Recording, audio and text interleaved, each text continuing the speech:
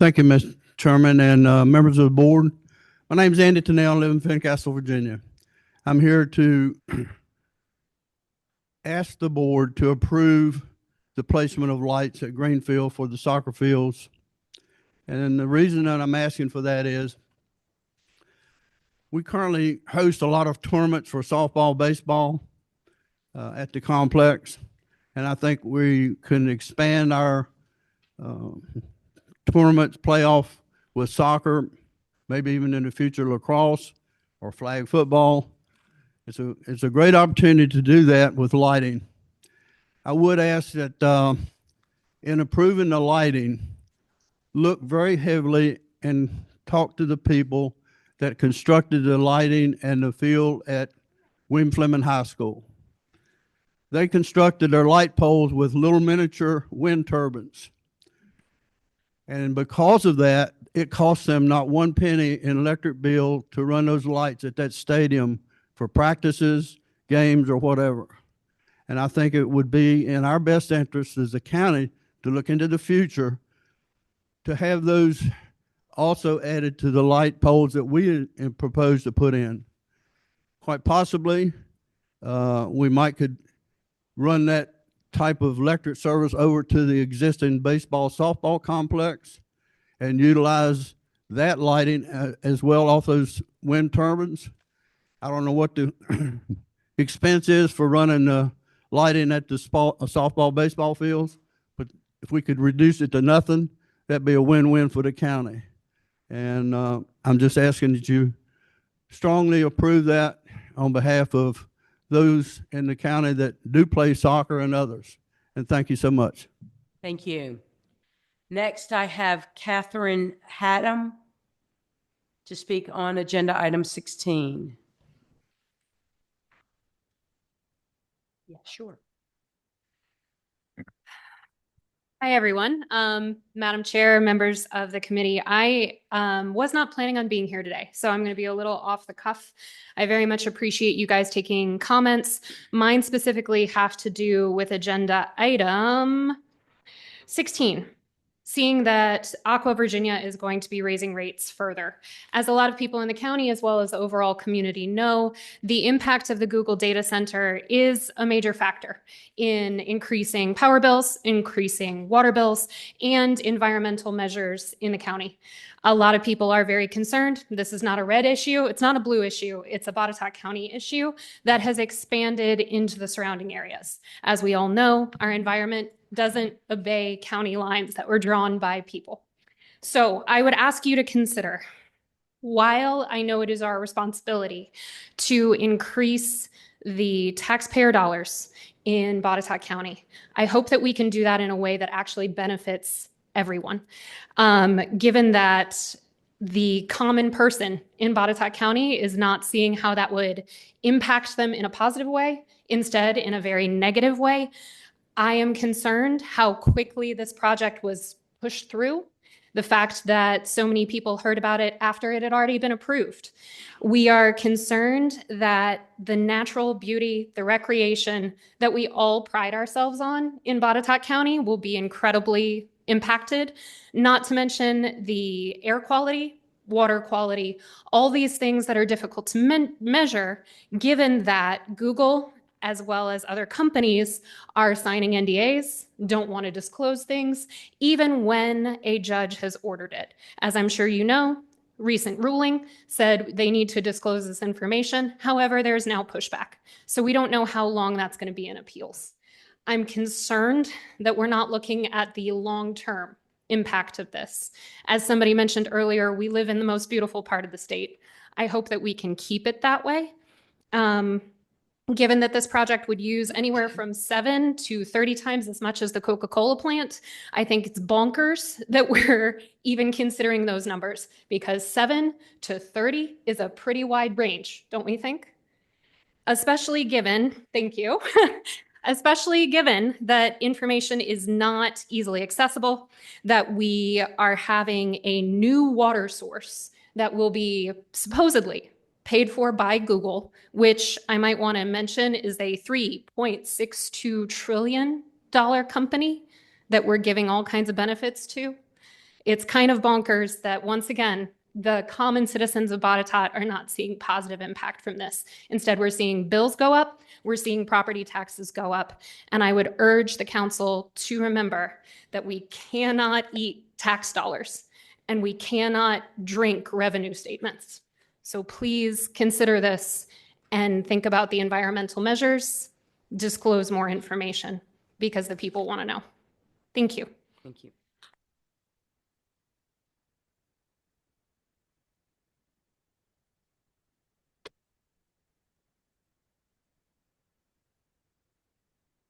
We have a lot of comments today. I want everyone to be able to comment. We're not going to applaud. We're not going to have disorderly conduct. So let's try to keep this as prescribed as we can. I guarantee everyone will get to speak, but we don't need to have calls that are out of order. So the next topic that we'll go to is another one that is greatly important to this community, arguably one of the most important.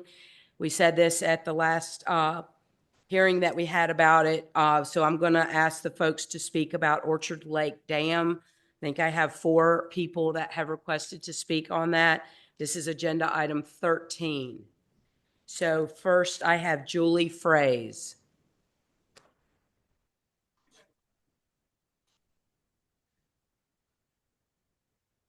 Sam Fraze.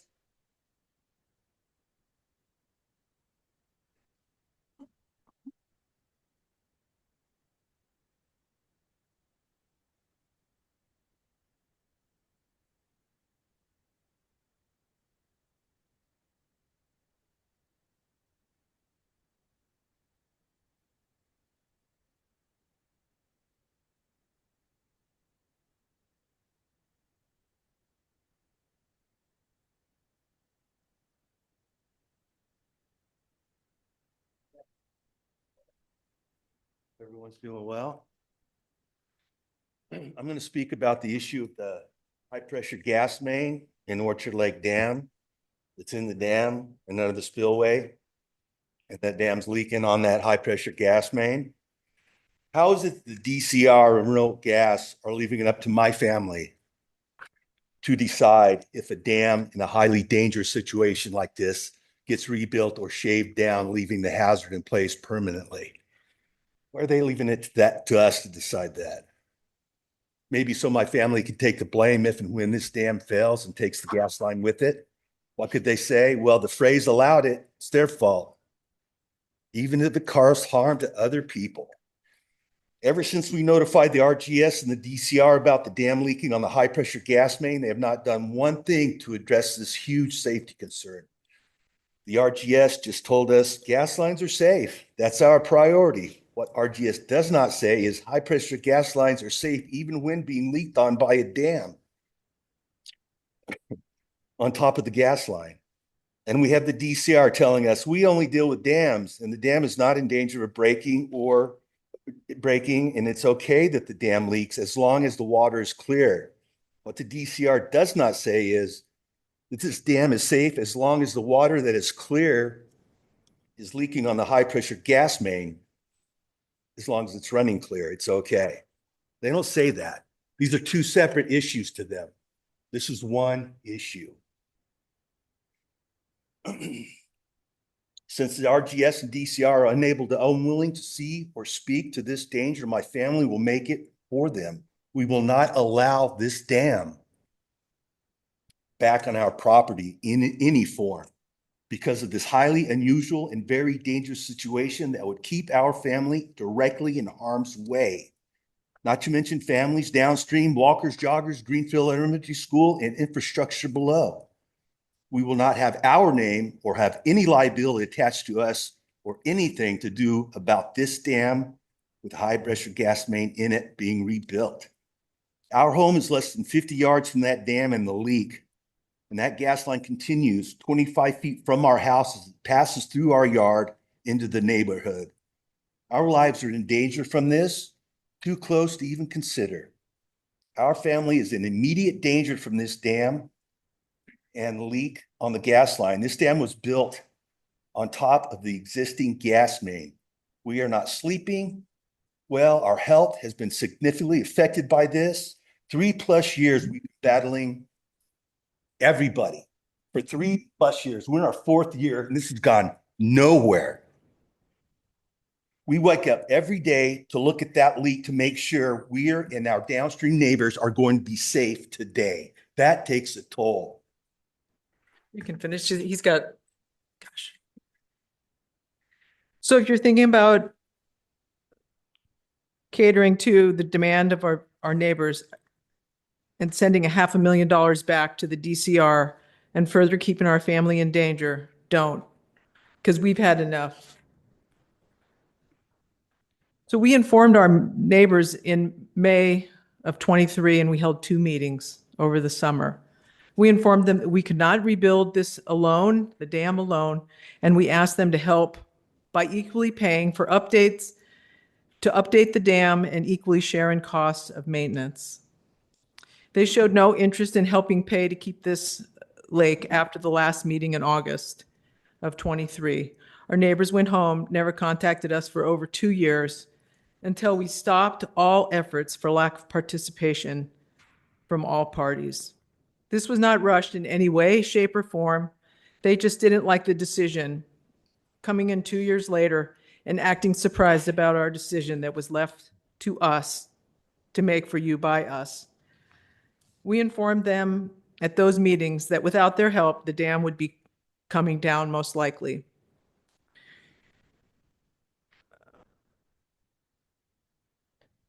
I don't know where it's going. Okay. There's only a couple more sentences.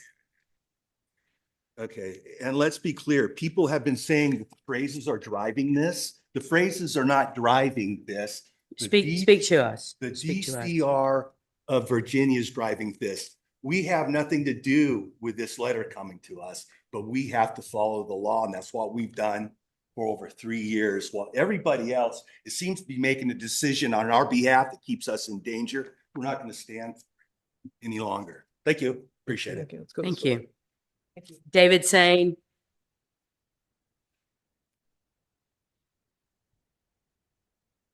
And Ms. Sane, Dr. Sane, you're next too.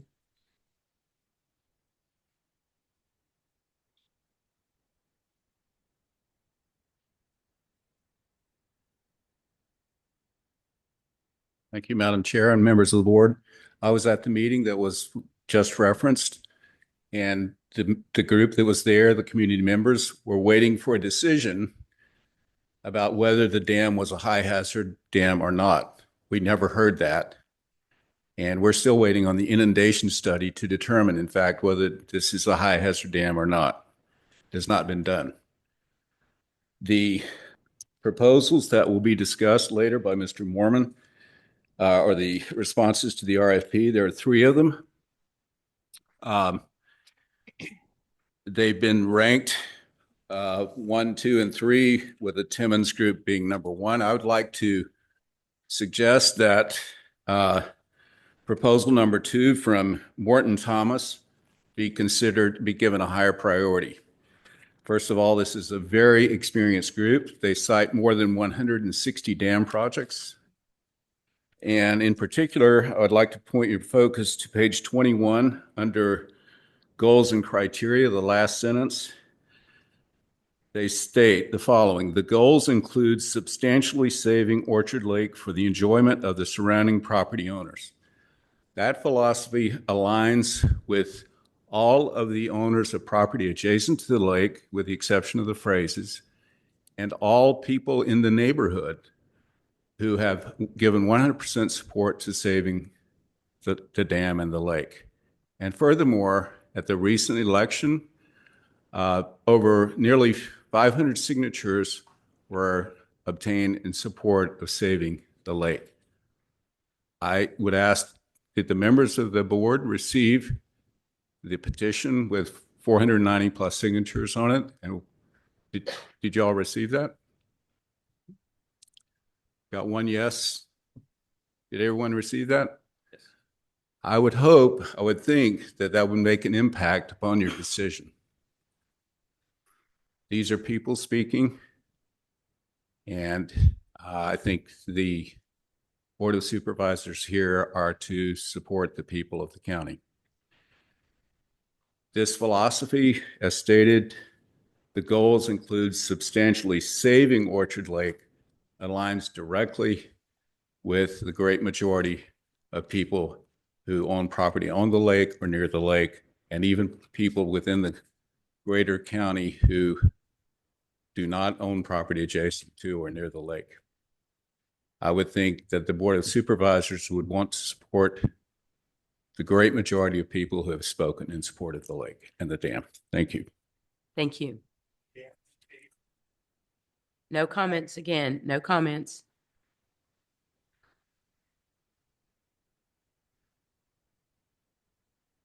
Now we have Dr. Anissa Sain.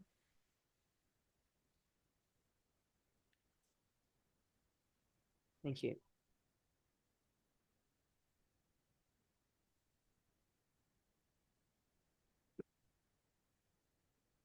Supervisors, I'm here because this situation has caused angst. It's caused angst for everyone in the Orchard Lake area. And I'd like to start by saying we have time. We have time to do this correctly. I rest that statement on Mr. Bricker, engineer of DCR in charge of dams, who has said this dam is not in imminent danger, who has said it is not hazard rated. That's critical. We've been asking at every meeting if we could please get the dam hazard rated. The county spent $60,000 to hazard rate Greenfield Dam. They got a matching grant, $30,000 from DCR, and paid $30,000. Why are we not being given that same opportunity? In letter of support from Terry Austin, he's written, again, a letter of support for our community to be able to keep the dam and keep Orchard Lake. And he says, to the honorable members of Botetourt County Board of Supervisors, I write again regarding the Orchard Lake Dam. Since my initial August 29th letter opposing the creation of a special tax district, I assembled a meeting with the Department of Conservation and Recreation Director Matt Wells, Andrea Henry, DCR Chief Dam Safety Engineer, Stephen Bricker, Regional Dam Safety Engineer, Supervisor-elect Tim Snyder, who has signed our petition, and Botetourt County Administrator Gary LaRue via telephone, with citizen Chip Lawrence, who expressed interest in preserving the dam. During the meeting, it was determined that an inundation study has not been performed to hazard classify the dam. It was made clear that favorable grant opportunities, with now only a 10% match, exist that don't require deconditioning the dam, an approach strongly favored by myself and the residents of the surrounding lake. These grants open in December and are awarded in March. I'm confused why during the Board of Supervisors meeting on the following day, County Attorney Mike Lockaby stated in his comments that this is a high hazard dam. A designation has not been made. This being the case, the facts were misrepresented. The county appears to be ill-prepared on this matter. It's been determined that there are alternatives that would allow the lake to remain in place with favorable solutions after a determination has been made for classification. As with my opposition for the special tax district, I firmly oppose draining Orchard Lake when. Thank you. So there will be more discussion on the proposals, the RFPs, when we get to that agenda item. I am going to pause right now on citizen comment and move us to agenda items 4 and 5. We had time points on those. So Mr. Williamson, if you could come down, present items 4 and 5, and then we'll return to citizen comments. Are there any citizen comments on agenda items 4 and 5? Okay.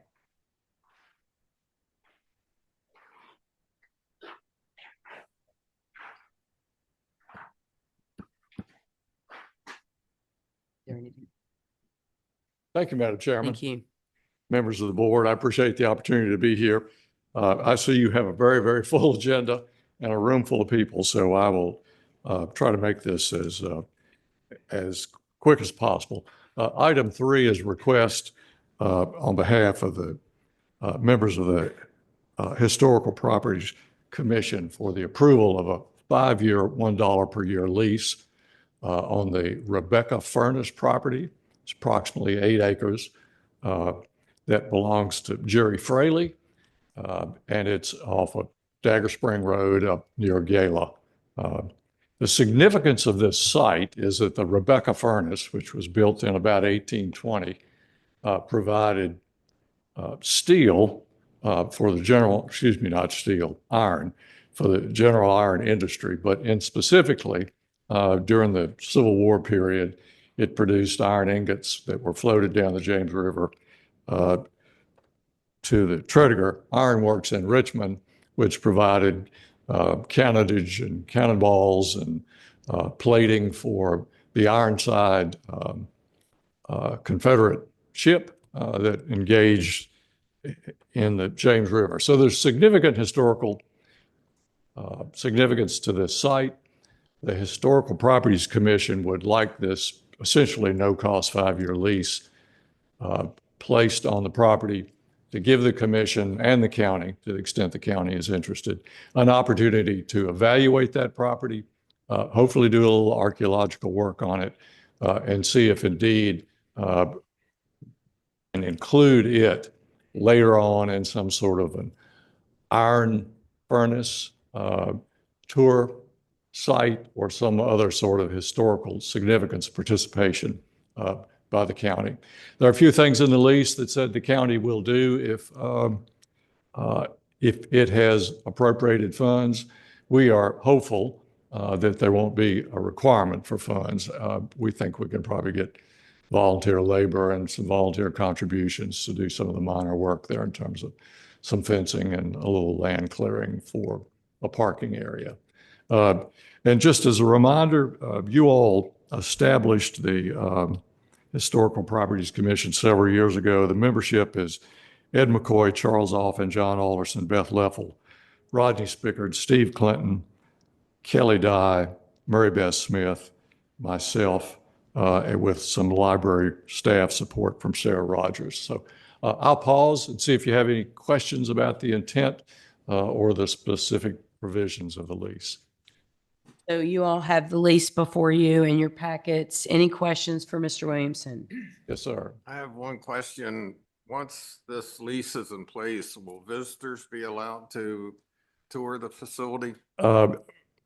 Not initially until we get some parking area in place and a privacy fence, essentially, to make sure folks could just wander over onto the home property that Mr. Fraley has there. After that, we would anticipate being able to have guided tours. So we'd set a weekend a few times a year, and folks that wanted to sign up and go visit, yes, certainly. Just not general public access. Okay, thank you. 5 years from now, we'll see how all this works out. But Okay, very good. Thank you. Good question. Others? Do you have folks coming to look at it now, unapproved? Like, do people know about this and do they try to? Today, the only real access to it, Is- other than trekking through the woods, would be to go up Mr. Fraley's driveway. And so generally speaking, I'm not aware of people visiting it without an invitation from him. Good. Good. Other questions? Discussion? If no other discussion, Madam Chair, I'd like to move for approval of authorizing county staff to execute a property lease agreement in substantial conformance with the attached draft lease. And we have a motion A second. and a second. All in favor? Aye. Any opposed? Any abstentions? That motion carries unanimously.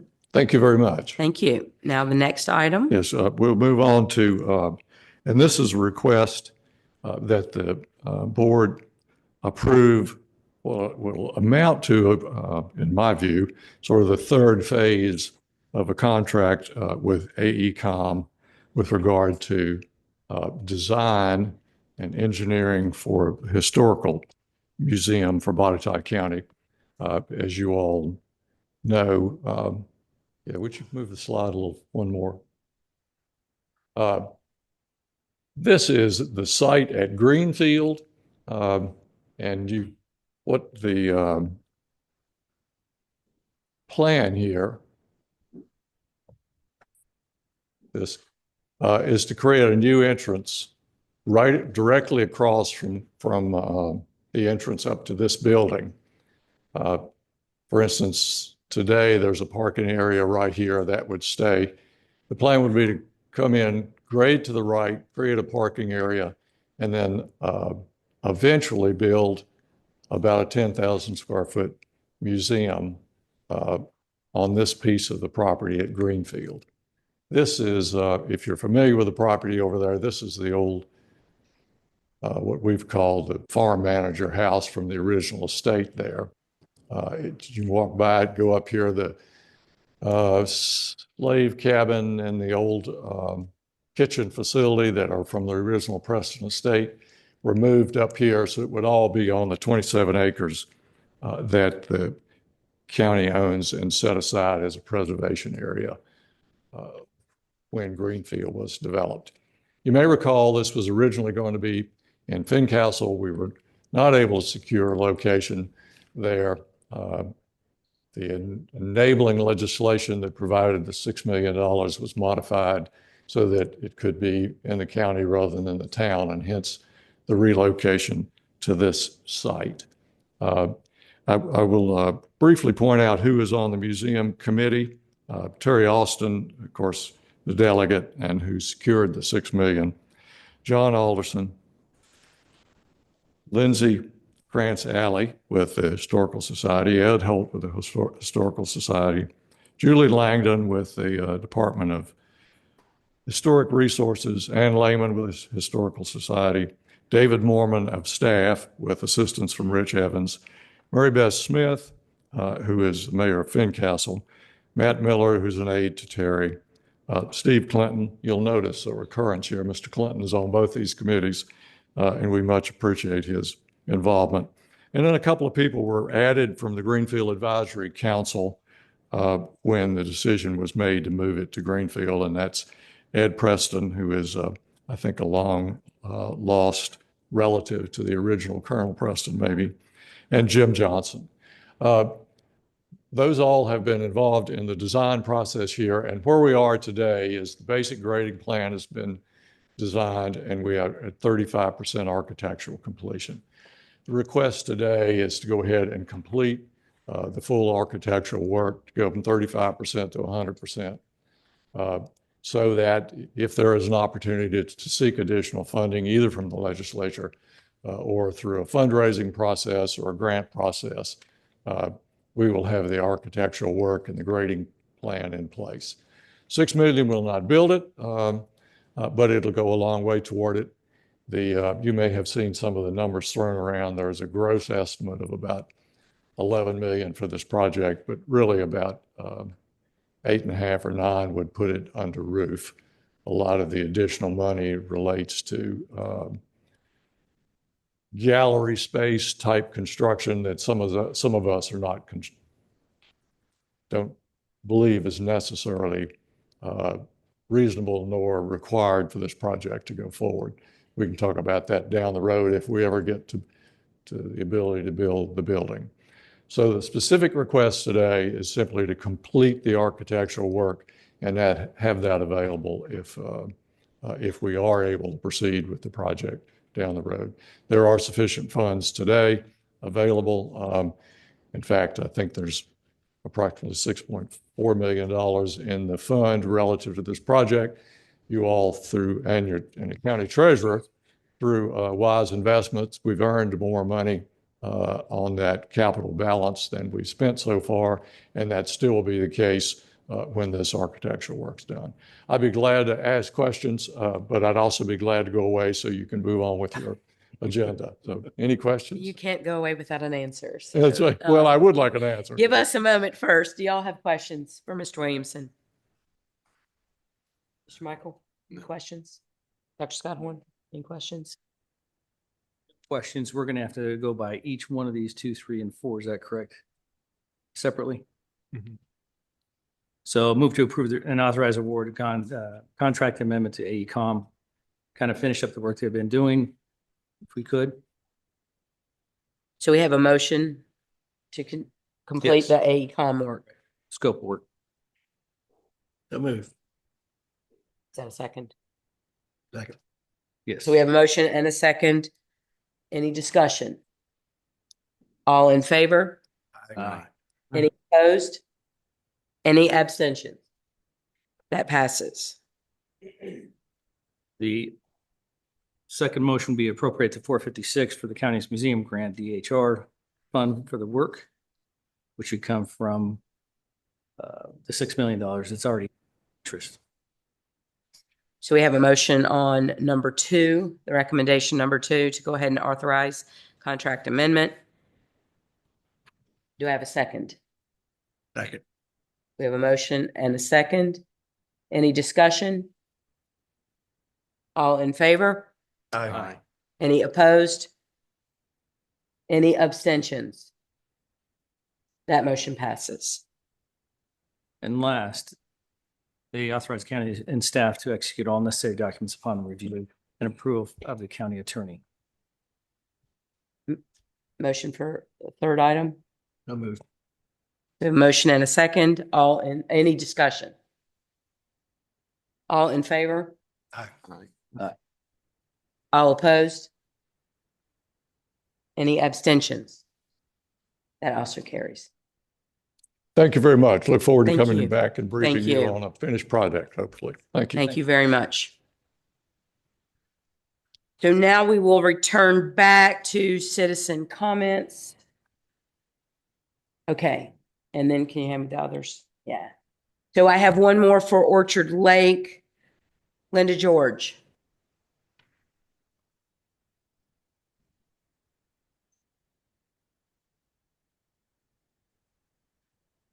And Ms. George, while you're coming down, I tried to keep these together. So we had 4 comments already on Orchard.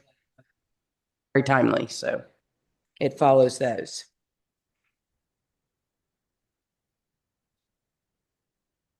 Hello, Board of Supervisors. I'm Linda Gennardo George, and I'm back to talk about Orchard Lake. As you know, it's continuing to be part of what is open to discussion. And I just want to kind of call to mind all the things that have already come up, but just to reiterate that we're all in agreement, those of us that are residents in the area.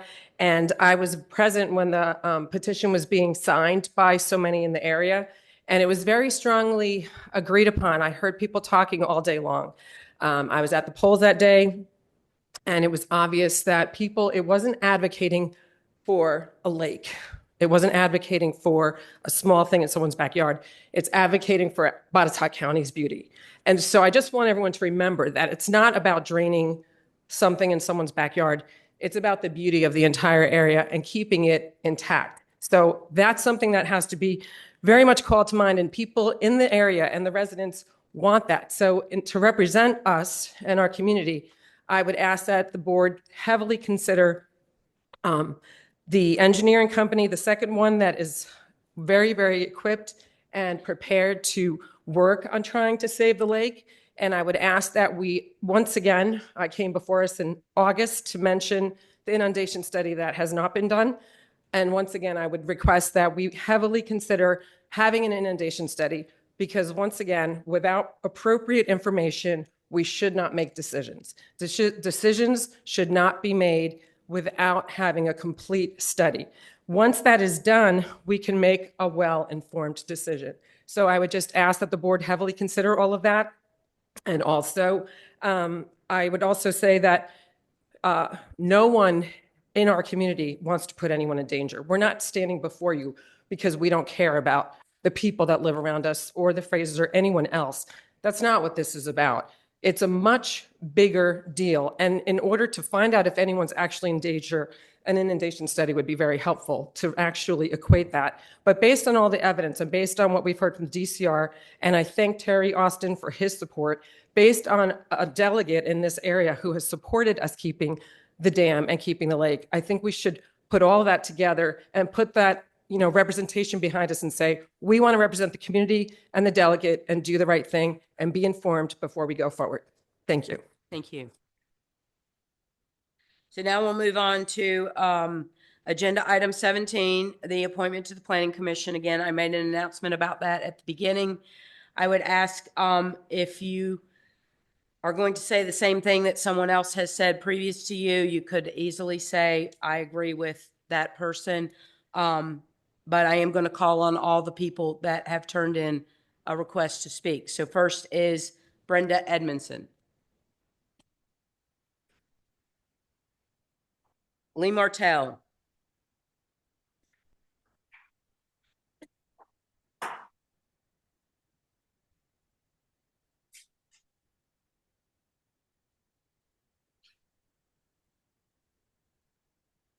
Hello, I'm Lee Martell, Buchanan District. Thank you for the opportunity to speak. I appreciate the clarification on item 17D at the beginning of this meeting. Perhaps if the agenda item had been written more clearly, all of this could have been avoided. As posted this Friday, item 17D said, quote, consider the appointment of Philip Simmons to the Planning Commission to fill the vacancy of Steve Kidd. To fill the vacancy. On Friday and over the weekend, here's the thinking. That's a nice vague phrase. Does that mean that this appointment you propose today will absolutely end on December 31st, 2025?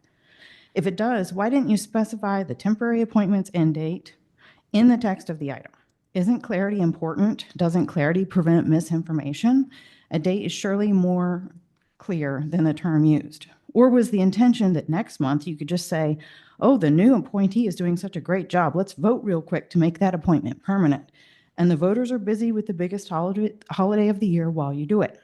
That vagueness in your language is very helpful for gaslighting your constituents in a month's time or so. And there is precedent for that kind of treatment in case you want to claim that we're being paranoid. I searched for information about the resignation of Steve Kidd, the current planning commissioner. I see his appointment and term expiration dates, but I see not one word about his resignation. Why do we need a temporary appointment if there's no public information about his resignation? Do you think that would help clarity and transparency? If it's true that Mr. Kidd has resigned with only one planning commission meeting remaining to his 4-year term, that the county would put that information online in advance of seeking to fill the vacancy? Do you think these actions by the county would go a long way to preventing misinformation and help build the county's credibility on claims of transparency?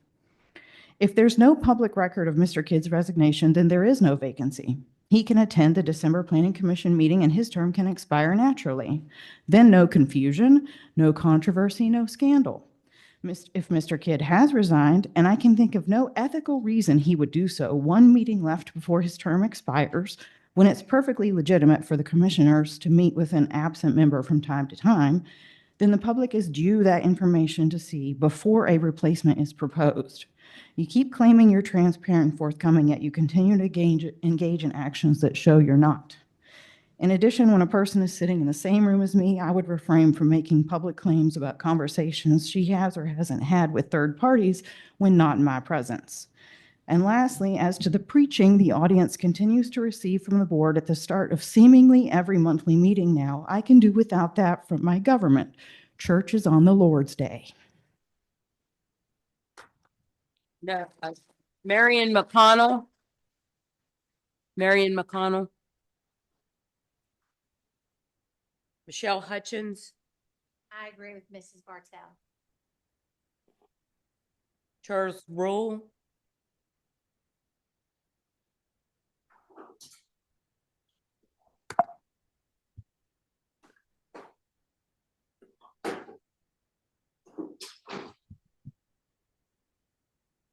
Charles Rule, Fincastle.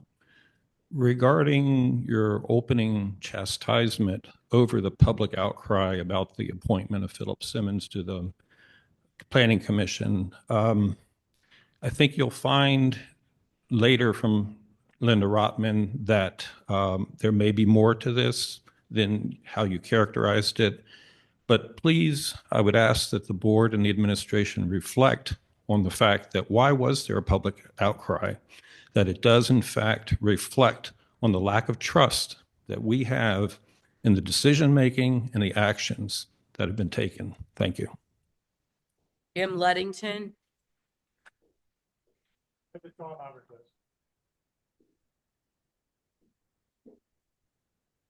Karen Porter. I agree with Mr. Rule.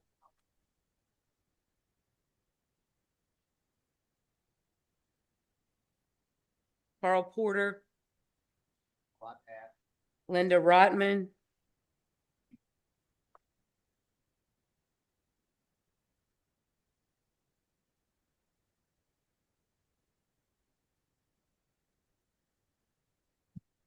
Thank you. Good afternoon. I appreciate the clarification that was offered, not so appreciative of the blame that was placed on me for the escalation. I would like to clear up the record. I think the claim was made that I did not engage in any communications with Mr. LaRoe. That is completely false. I sent 2 emails to him on which I copied all of the board members. He made 2 responses to me on which, as far as I can tell, he did not copy the board members. So you may have been unaware of the full conversation. In one of those responses, Mr. LaRue indicated to me that the only position that would be available for me to make a nomination on was the library board of trustees. That was the only open seat that I would be able to nominate on.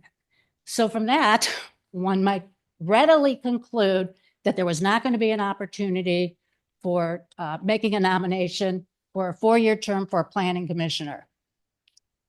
Were you aware of the communications with Mr. LaRoe? I only found out about this when someone sent me a Facebook post that evening that was not Mr. LaRue. Okay. And then and so Okay. we're If not you- supposed to have we can talk later. Okay, offline. but if anyone on the board was aware of the claim that this was a 4-year term, Mr. LaRoe could have easily communicated to me that that was not the case. I would point out, I agree with Mr. Rule, that the community outrage is trigger ready because of the distrust that the community has for the Board of Supervisors, and in particular, Mr. LaRoe. Let's maintain order. Shannon Turner.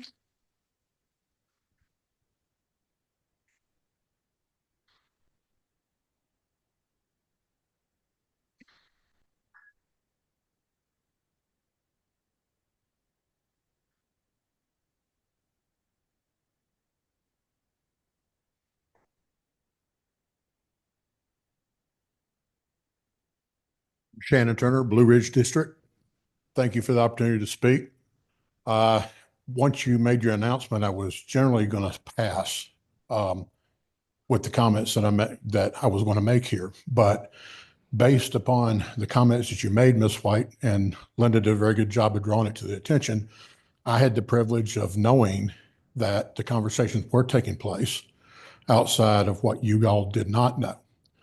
Now, these conversations, the essence of impropriety is what brings these people out.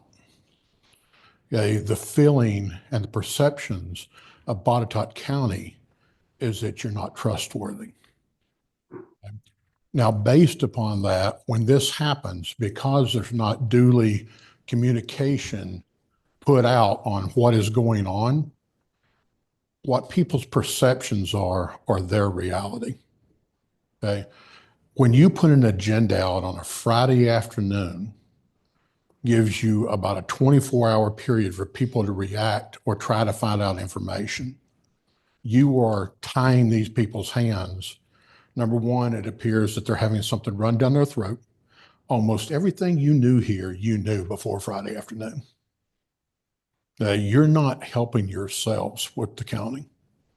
Okay. I've talked to you all numerous times here from this position about information being given out, the appearances of improprieties. And when I hear it and when I see as every single time that there's an issue here, people start digging the things that are conveniently omitted by somebody between either Mr. LaRoe's office or the Board of Supervisors. It makes you look guilty, even if you're not. You guys have got to take into consideration that you're an elected member here And I'm not trying to pick on anybody, okay? But Ms. White, your constituents turned heavily against you because and I told you beforehand at the VFW that there is a mistrust of your leadership. Okay, it's coming for some of the rest of you as well. Mr. LaRoe, it's very strongly believed that there is a mistrust in your leadership. You all have got to find a way to fix this. You've got to be more open and talking to this community to fix this, okay? This issue that you see these people here about, it's not about Mr. Simmons. I don't even know the man. It's procedural. But when you put a person into place that it's deemed that it looks like you're trying to, and Amy, you're taking the brunt of this, okay? Okay, you are, okay? And I understand that. But it comes across like you're trying to give a parting shot over the bow as you leave. And I appreciate what you all do, but you got to fix it. Thank you. Thank you. Any more? I think that concludes the public comments for items related to the agenda. Now we'll move into the consent agenda, item number 6. Has the board had time to review that, and would anyone like to motion to approve? Move for approval. Thank you, Steve. Mr. Clinton, move to approve. Second. Any discussion? All in favor? Aye. Any opposed? Any abstentions? That passes. Next, we'll move to item 7, our VDOT monthly update. Mr. Blevins.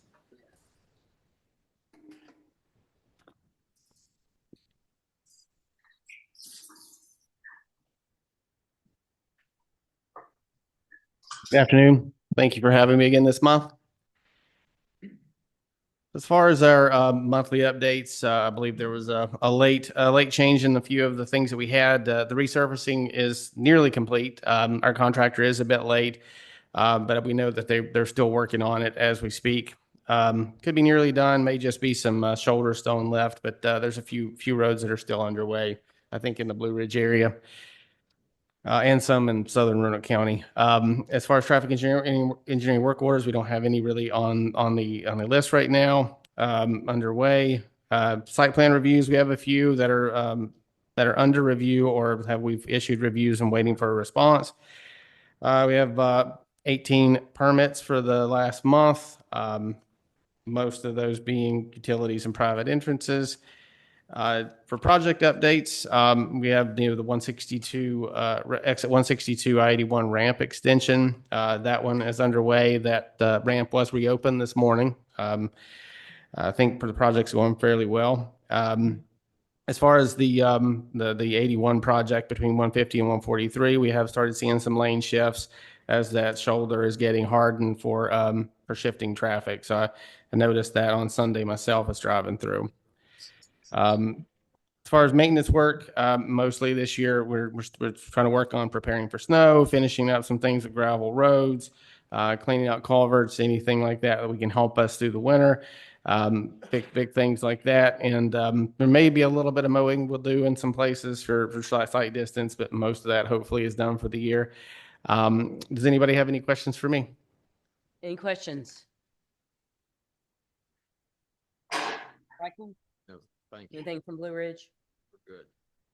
Anything from Fincastle? No, we're doing all right. Valley? Steve, do you have anything from Amsterdam for VDOT? No, ma'am. And nothing from Buchanan, so thank you so much. Thank you. Miss Davis, you would come down, please.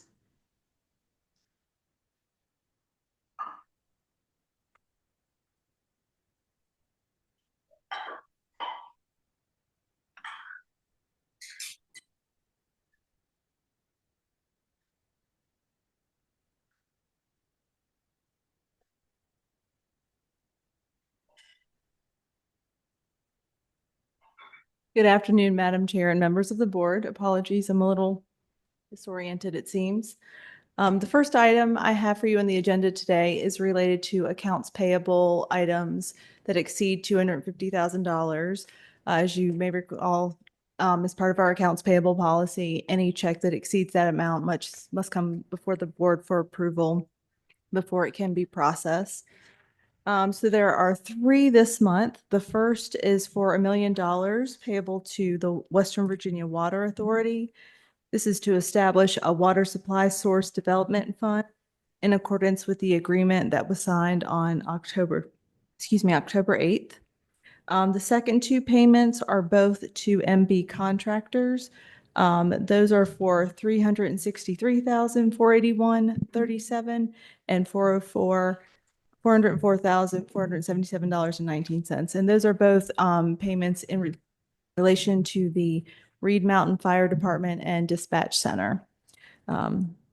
Staff is requesting that you approve these items for payment, the total for which is $1,767,958.56.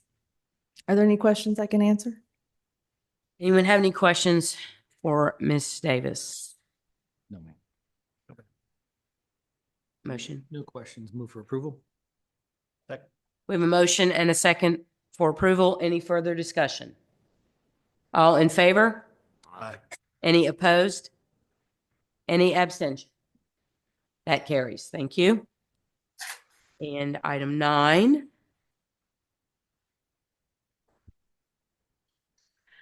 Okay, so I just really briefly wanted to show everyone, Finance has been making some updates to our webpage to provide a little bit more information, hopefully assist with ease of navigation and just in general, hopefully helping people to find what they're looking for a little bit easier.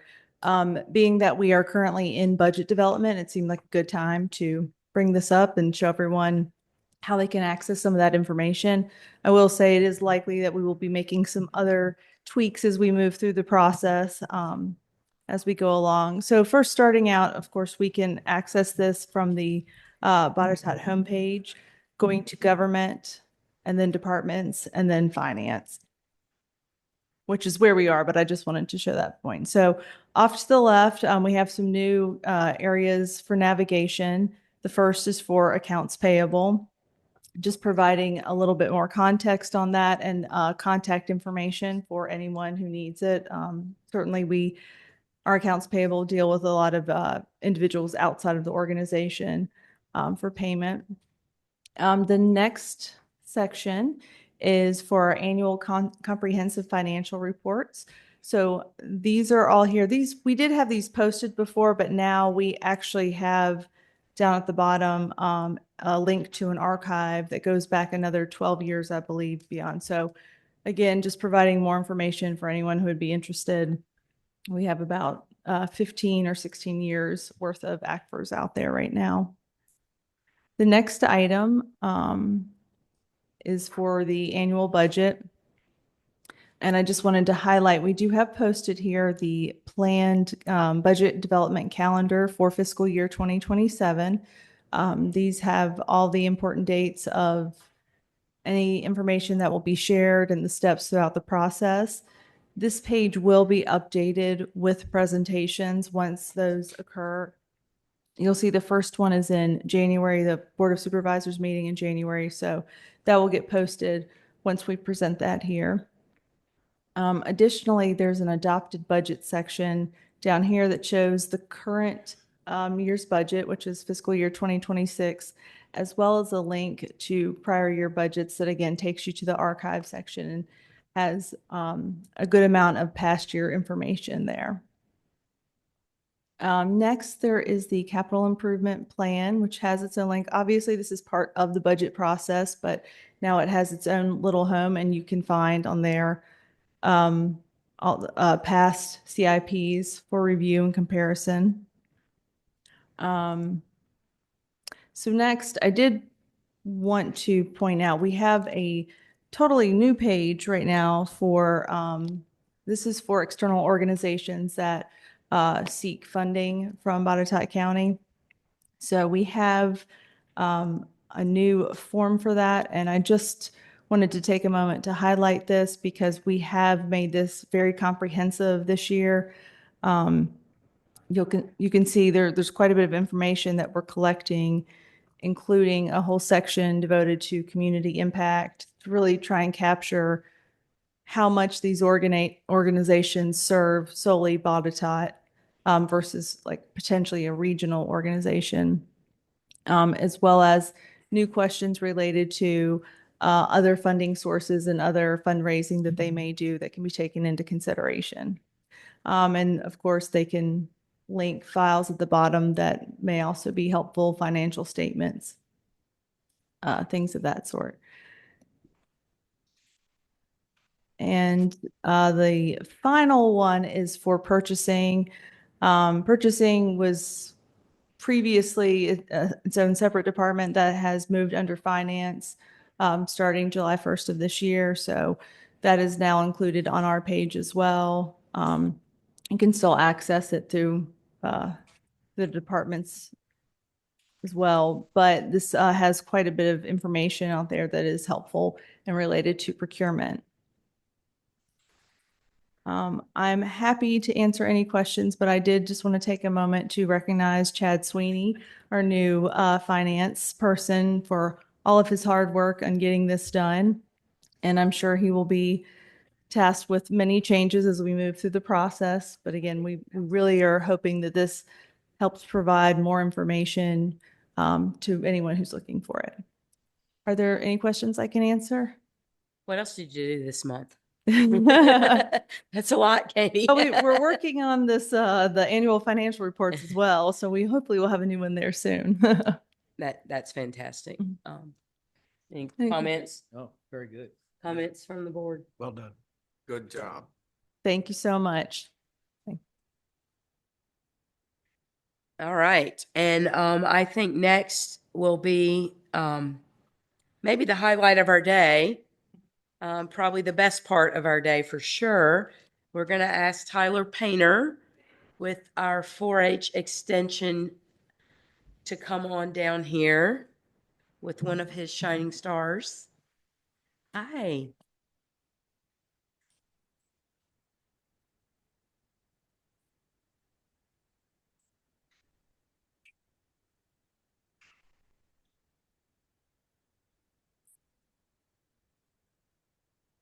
Madam Chair, members of the board, very excited to be here today.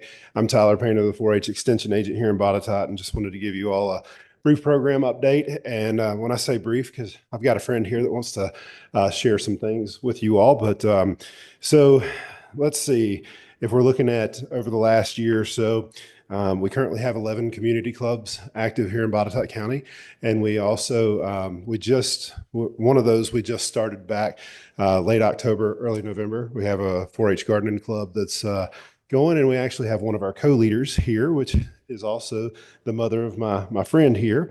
But our new 4-H year is off and rolling throughout the last several months from the spring, summer, and fall. We've had several members participating in local, regional, state activities. We also had a member of our shooting education club qualify for the state Virginia pistol team, and he went to nationals in Nebraska in the summertime. So that was really cool. Through the summer, we had our 4-H camp, which you'll hear about that, I'm sure, here in just a moment.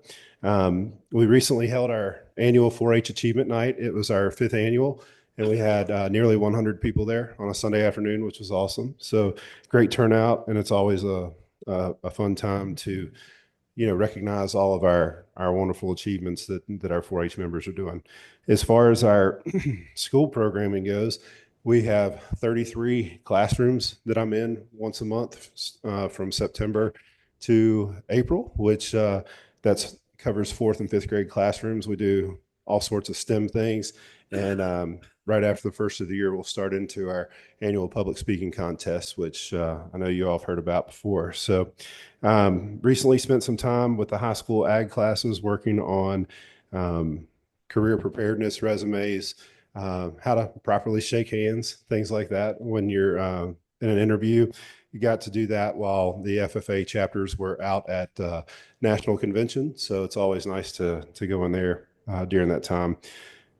We had our first of 2 eighth grade reality stores today, which I do have to say, and where did Brent Watts go? Because if he ever, if this doesn't work out, that man's going to be one heck of a car salesman. Okay.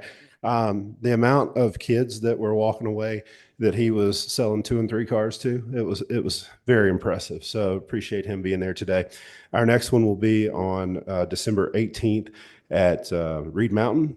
We've also recently launched a homeschool enrichment project. We'll be in our 3rd month of that, where we're offering homeschool students to participate in the same activities that we offer through 4th and 5th grade in the public schools, as well as we've got a partnership doing some programming out at the farm school, which is a lot of fun. So that being said, I got a special friend here today. I'm going to let her tell you a little bit more about herself, but this is Miss Charlotte Moulton. And are you ready? All right, here you go.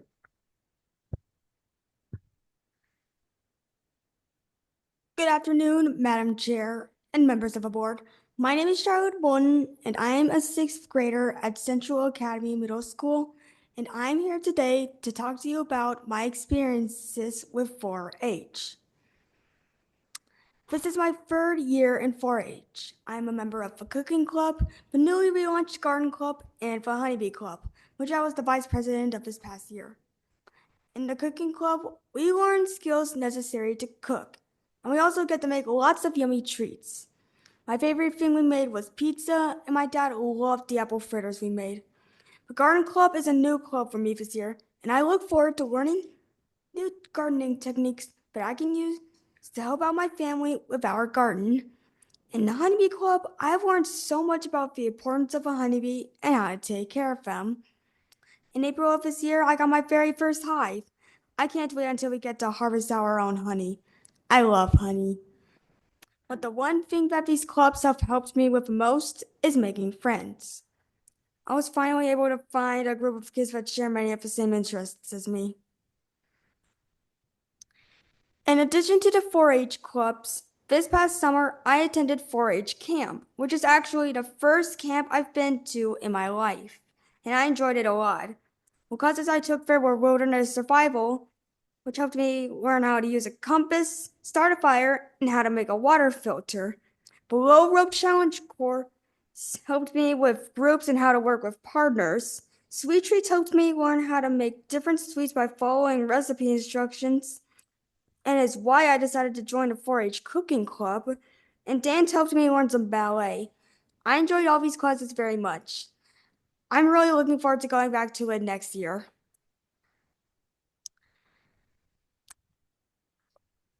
4-H has also helped me improve my public speaking skills. In 4th grade, I was chosen to attend the county competition for dramatic reading.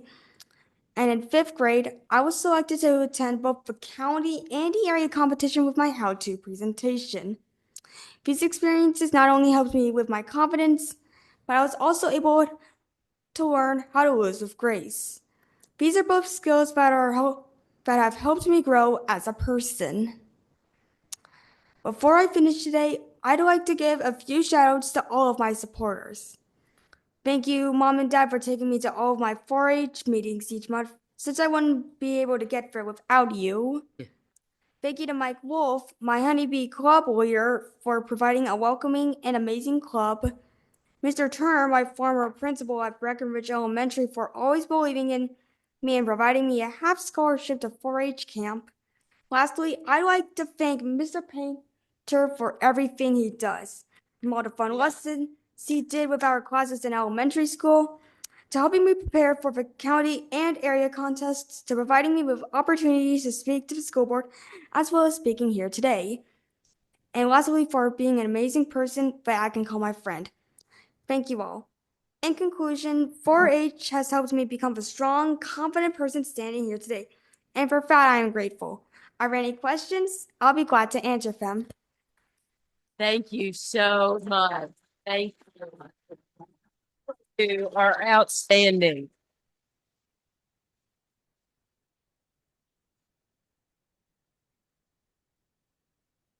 Wait, Mr. Painter, we might have questions. Oh, yes. So I was always taught if your speech is really good, it inspires people to ask questions.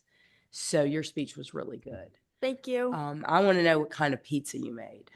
I made like a type of like a garlic bread pizza.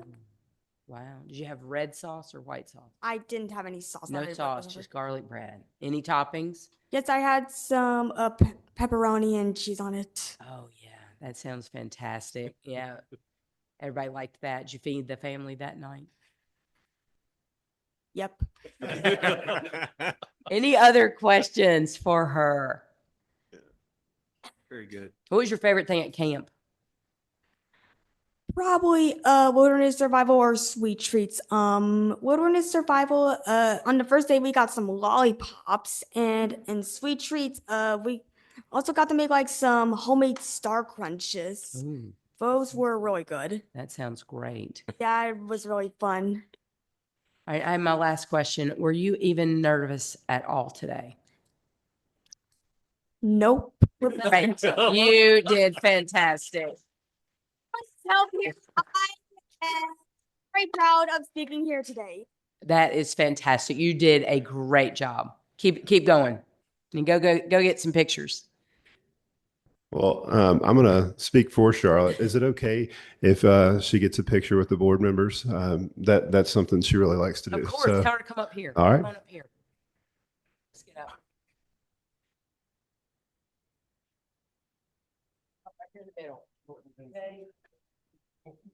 Stand up here. All right. Chair. Watch that back. Here. Point that way. Walter, get over here. Yeah. There we go.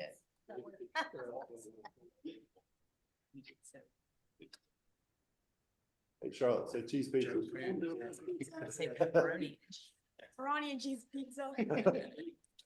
Awesome. Congratulations. Thanks. You did great. Thanks, Vito. Thank you all very much. We appreciate it.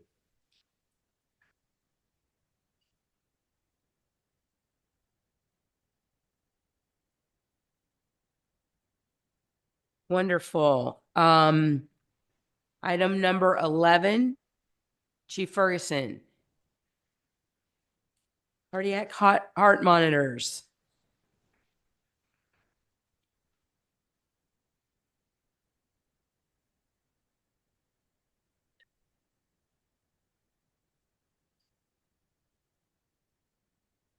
Good afternoon again. You've got a tough act to follow, Jason. Right? Well, I have to say, as someone with a 6-year-old little girl that just attended her first 4-H meeting and the robotic dairy tour this weekend, which is why I sound like this, I'm excited to see what her future. Good afternoon again. Thank you all for your time. The agenda item you have before you is relative to a cardiac monitor replacement purchase. So we currently have 14 of these devices throughout the system on different vehicles, predominantly our transport ambulances and our 2 supervisors vehicles. These are also what are known as defibrillators. So they provide that life-saving shock when someone is in cardiac arrest. But they also are so much more on the day-to-day patient care experience. They provide the monitoring for our heart monitor tracings when we're transporting someone to the hospital. They're the 12-lead EKG that we perform to determine if someone is having a heart attack, so we can take care of them properly, as well as they monitor blood pressure, heart rate, oxygen level, and carbon dioxide output. So it's a multi-parameter monitor. These things really, truly do cost about that of what a car would cost, a gentle used car, I would say. But what we've been working on over the past 4 months is trying to put together a plan. Typically through the capital improvement plan, you all have previously funded about $150,000 a year for 2 monitors to be purchased each year to upkeep our monitors. The current platform that we use, called a LifePak 15, has reached its end of service life, and they're slowly starting to come off of service plans and abilities to be repaired if they have a significant issue. That said, in going out and looking at the market, both the current brand that we use and the brand that we're proposing to go to, their monitors, the user interface is so much different than what we use today that we don't feel confident in implementing 2 monitors at a time until we've replaced the entire system. In other words, what we're asking for here is a foul swoop replacement that is part of a capital lease program paid for over 5 years with 0% interest with a $1 buyout on the 5th year. As part of that, there is what's known as a worry-free warranty included. There's 1 year that is part of the normal manufacturer's warranty and 4 years of remaining warranty coverage. So the devices, while they're being paid for through the lease, would also be covered with a full bumper-to-bumper warranty. If something was wrong with one, we would get one shipped to us overnight, and ours would be sent back for repair and/or consideration if it had to be replaced. In essence, at a cost of the same $150,000 per year, except for the 5th year when it's $150,001. We elected to bring that forward and reduce the number from 14 that we currently have in the system to 12 to right size. Some of our right sizing over the years has been due to when there were more volunteer agencies, there were more transport units, and in essence, those have faded away to what is more a clear, concise number of vehicles and equipment to take care of people that serves on a daily basis with some backup vehicles available. This also includes 2 ventilators. I want to point out that those are in there as well, so it's clear. We have 2 ventilators that have reached the 5th year of their service life, and they too are coming off of service. And this is the company that we have been using for those ventilators since COVID. So that is wrapped up in the package as well. So it's 12 cardiac monitors, 2 ventilators, and all the support, warranty, and some of the software to support those devices rolled up into the capital lease package. And as it relates to the reference, I worked with Mr. Lockaby on this as well as the Zoll legal team. So if there are any questions related to the lease and those components, I would kindly defer to Mr. Lockaby, but I'm happy to answer any questions that you may have. Chief, you said it was 5 years for the monitor as well? Yes, sir. So the service life of a monitor these days is estimated to be between 5 and 7 years. All right. And so really we would have these on a lease program for the full 5 years. We would see how they do. Obviously, we could forecast closer to that 5th year. Do they have the sustainability to carry on once we are done with the lease program and we own them? Or do we choose to look at a different model, renewing? And quite frankly, these monitors are built in a modular fashion now because the technology evolves at such a pace that other modules and items can be both from a firmware update to the machine or a modular addition be placed on the machine should there be some groundbreaking pre-hospital medicine that evolves in the next 5 years. And if I remember, we did get some additional help from Google. I was just getting ready to point that out. Yes, sir. So the first 2 years of this program are at $150,000 paid for year 1 and year 2 by the land purchase funds from Google. Yes, sir. So $300K is already taken care of in those first 2 years, and the remainder would be, it's on the CIP request for consideration into the future. Wonderful. Any other questions for Chief Ferguson? No. No action required. Oops. I move to adopt the Too far. resolution approving the lease financing for the emergency cardiac monitors, authorizing the execution, delivery, and performance in the master equipment lease purchase agreement and separate schedules to it and related documents in the action. We have a motion Second. and a second. Any further discussion or questions? Mr. Clinton, any questions? No, ma'am. All in favor? Aye. All opposed? Any abstentions? That carries. Thank you so much, Thank Chief. you. Appreciate your Yes, ma'am. ongoing hard work. Thank you. We will now have our agenda item 12, our VA 250 update. Welcome.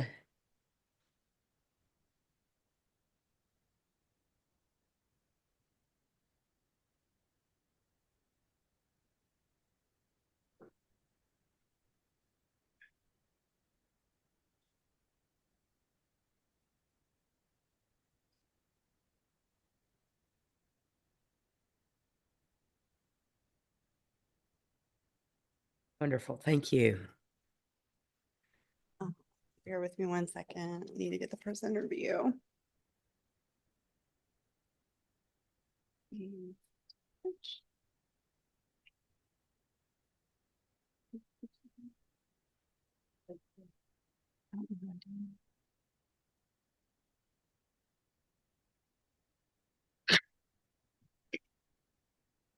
I don't mind you all seeing my notes, but It's better if we don't, right? Yeah.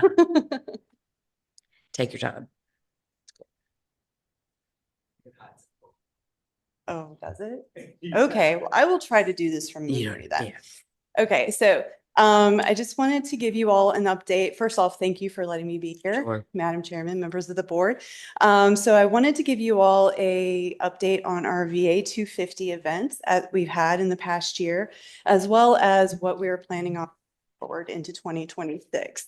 So to start, just as a reminder, the Botetourt Preservation Partnership is a membership organization that the Botetourt County VA 250, it moved to that or the Botetourt Preservation Partnership in October 2023. So in that time, as you can see, there are a lot of organizations and how they have, and this is just a presentation on how they've worked together over the past year to have programs and events throughout the community. So the first one I would like to mention is the Sarah McCartney, thank you. She was at the 16th Annual Founders Day with the Botetourt County Historical Society Museum.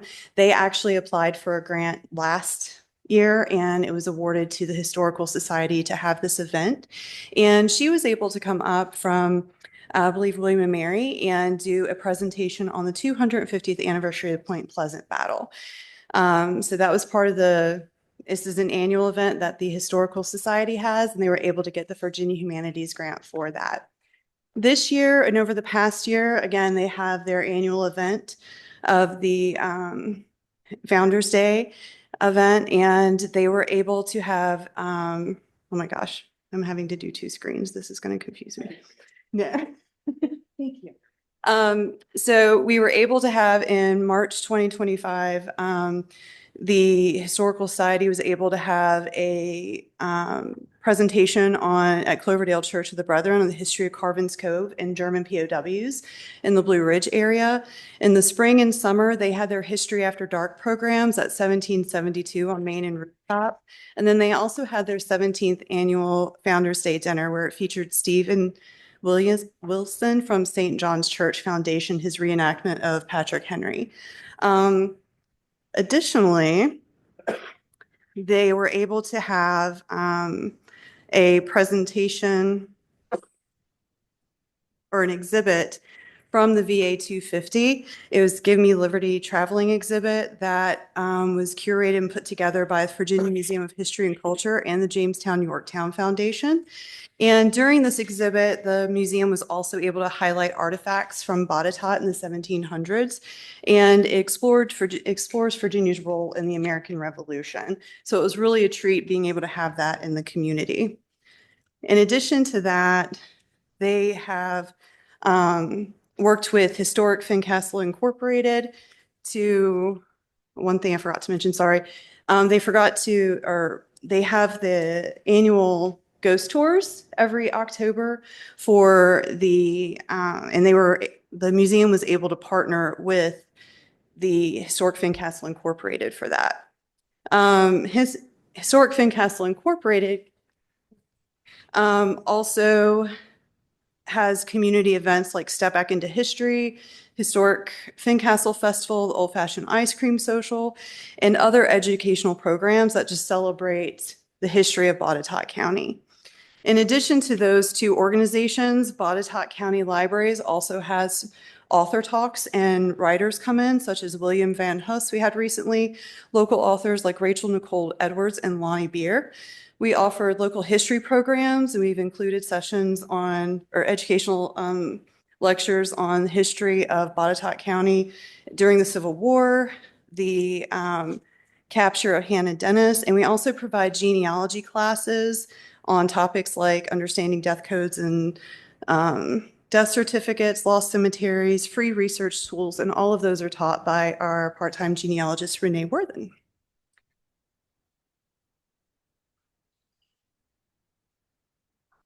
The other thing that the BPP has done a great job at is developing partnerships across organizations. The library had the opportunity to work with Botetourt Preservation Incorporated to host two community events this year. One of them featured local author Rebecca Boone and her book on native medicinal plants, as well as having Victoria Ferguson from the Monacan Indian Nation and her session on Indigenous people at Virginia's frontier. So being able to develop those partnerships and really bring programming to the community has been a huge success over the past year.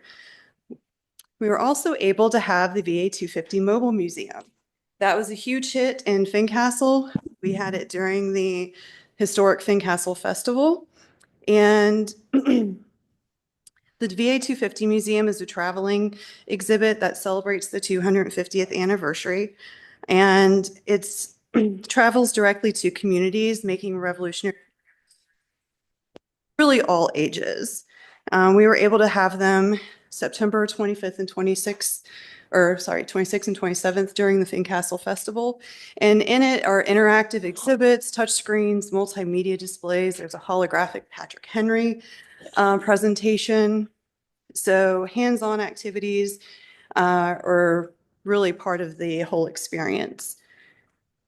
Another highlighted event that I'd like to mention is we had a Remembering the Botetourt Resolutions.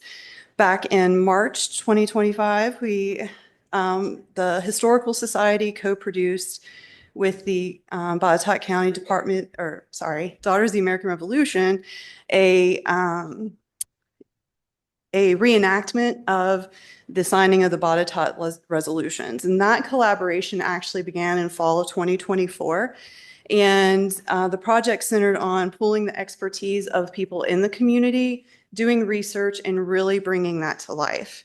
It was a great event. They had a lot of people attending, and they developed their own script. They did their own research. They recruited interpreters, and they commissioned a map of the 1773 to 1777 Botetourt County map, and they also obtained period costumes. So really, the partnership was a great success for the VA 250.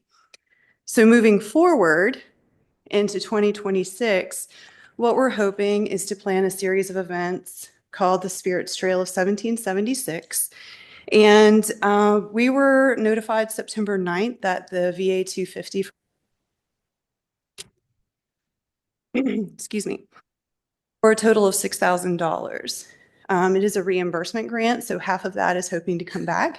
But we are planning a series of events that will have take place at different wineries and a Few Old Goats Brewery in Buchanan. So for these events, what we're focusing on is the history of Botetourt and really highlighting the agricultural history of the community, where it is in industry today, and also just the historic industry. And each event will have food trucks. It will have, some of them will have reenactors, some will have live music. So we're really focusing this to be like a family event where people can come in, learn about the history of Botetourt and where it is in Virginia, like in Virginia's history, and giving it more context. So we have, like I said, 3 events, one April, one in May, and one in June that are going to be at 3 different locations.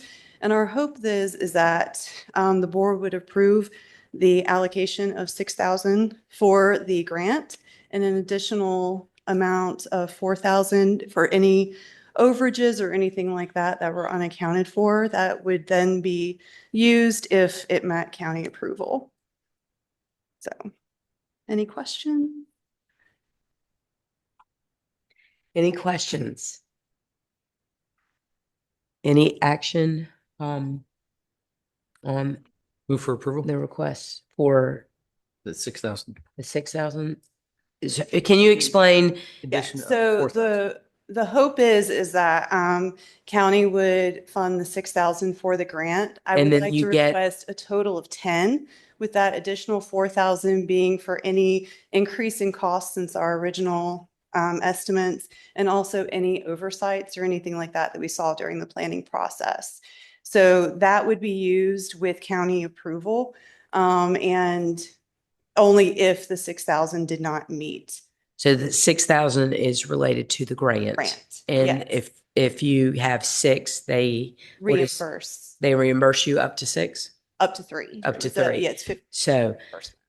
So we give you 6, you get 3. Mhm. Okay. But then you would like to have a contingency of 4 for things that you haven't thought of yet. Yes, Because potentially. this is a long celebration. Yeah, so, Okay. yeah, this has been. I just want to make everybody clear on what the ask is. Do we need to do this in 2? Or can we do one motion? I don't know what the pleasure of the board is, but there's kind of 2 things we're looking at here. $6,000 appropriation to contribute to the matching grant. And then they're asking for an additional 4,000 for unanticipated at this time overages. Right. So we have to do that. What fiscal year would this come out of? Sorry, say that again, Steve. What fiscal year are we referring to? This year or next year? This year. This year. Current year. Yes, the current year. Yeah, the grant will be completed in August. So everything has to be in prior to that for the events. It has to be used by that point. Okay. So I think let's do this in 6,000. So we have a motion to approve the $6,000 that will contribute to the matching grant. Is there a second? Second. We have a motion and a second. Any questions? All in favor? Aye. Any opposed? Any abstentions? The $6,000 motion passes. Now, there is another opportunity. Is there a motion for an additional $4,000 that would be approved Mhm. as expended Yes. before expenditure? Yeah. Okay. Yeah. So once the grant, like if it's again for overages or anything that. Okay. So that's an upset number, right? Possibly another 4,000, but no more. But if you Yeah, only that's need- an up to number, Yeah. Steve, not necessarily, but not to exceed. Correct. 4. Is there a motion for that? So moved. We have a motion. Do we have a second? Second. We have a motion and a second. Any discussion?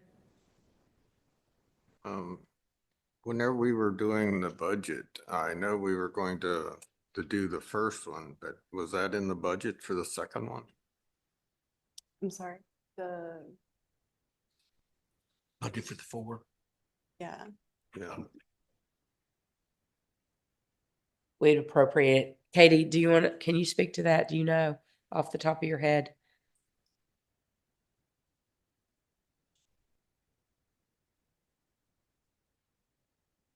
Okay. Mike much. I think there's. The sesquicentennial Yeah. line item. So there is that line item that would have to be appropriated from that. Hold, please.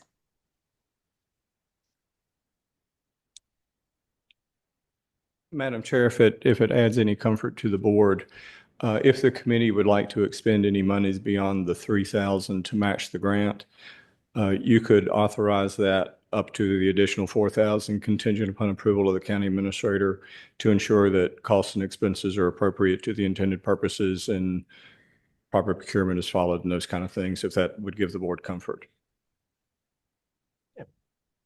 Okay. So we have a motion and a second, correct? Yes. Any further questions? All in favor? Aye. Aye. Aye. All opposed? Any abstentions? That passes. Thank you. Thank you. And thanks for your work on the events. I hope they Thank you. continue to be successful. It's great work. Got a lot going on. Yeah.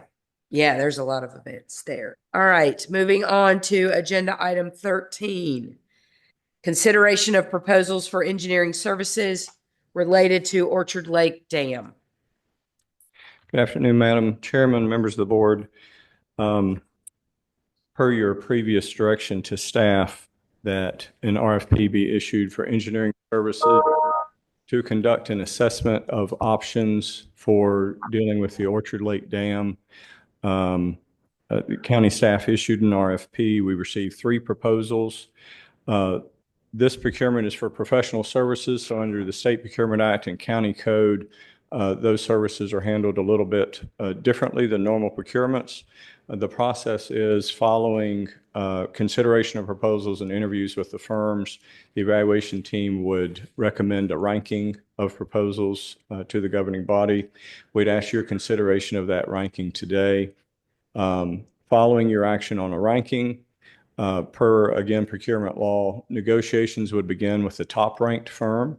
And if a contract can be reached, negotiations would stop at that point. A recommended contract would be brought to you all for your consideration in December. And, if you deem so, awarded and approved at that time. If a contract could not be negotiated with the top-ranked firm, negotiations would cease with that firm and not be continued further. And staff would go to the number 2 ranked firm and try to negotiate an agreement with them.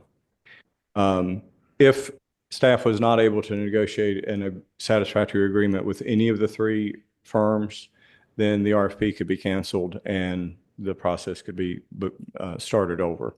But that would be the process, to start with the number 1 ranked firm. If that's not successful, then go to number 2. If that's not successful, go to number 3. In the evaluation firm's assessment, it was the team's conclusion and finding that Timmons Group demonstrated the strongest combination of experience, professionalism, objectivity, and plan and experience in assisting with public communications. We feel like that's going to be very important for this project. And so therefore, the evaluation team's ranking of proposals was Timmons Group's as number 1, A. Martin Thomas Associates as number 2, and ECS Mid-Atlantic LLC number 3. Myself, Mr. LaRue, Rich Evans, Stephanie Sparks, purchasing agent, were all part of that evaluation process. If you have any questions, be happy to try to answer those. But again, what we're asking for you to do is to endorse a ranking so that then we could proceed to try to negotiate an agreement that would be brought back to you for your consideration and approval. Thank you. Questions for Mr. Moorman? Go ahead. Go ahead. No, you. So I'm just curious, are we confident that each of the 3 can do this work? Do we want to have 3 on our list? So if 1 fails, you go to 2. If 2 fails, you go to 3. Are we confident that all 3 can do the project? I believe the committee is confident that all 3 have that capability. Again, if the committee got to a point to where following, let's say it got down to the number 3 firm, and the committee lacked confidence in moving forward with that firm, then our recommendation would be that we reject all proposals and start again. Yeah. And who will be involved in the negotiations? The same people that were in the interviews? Yes. Mm-hmm.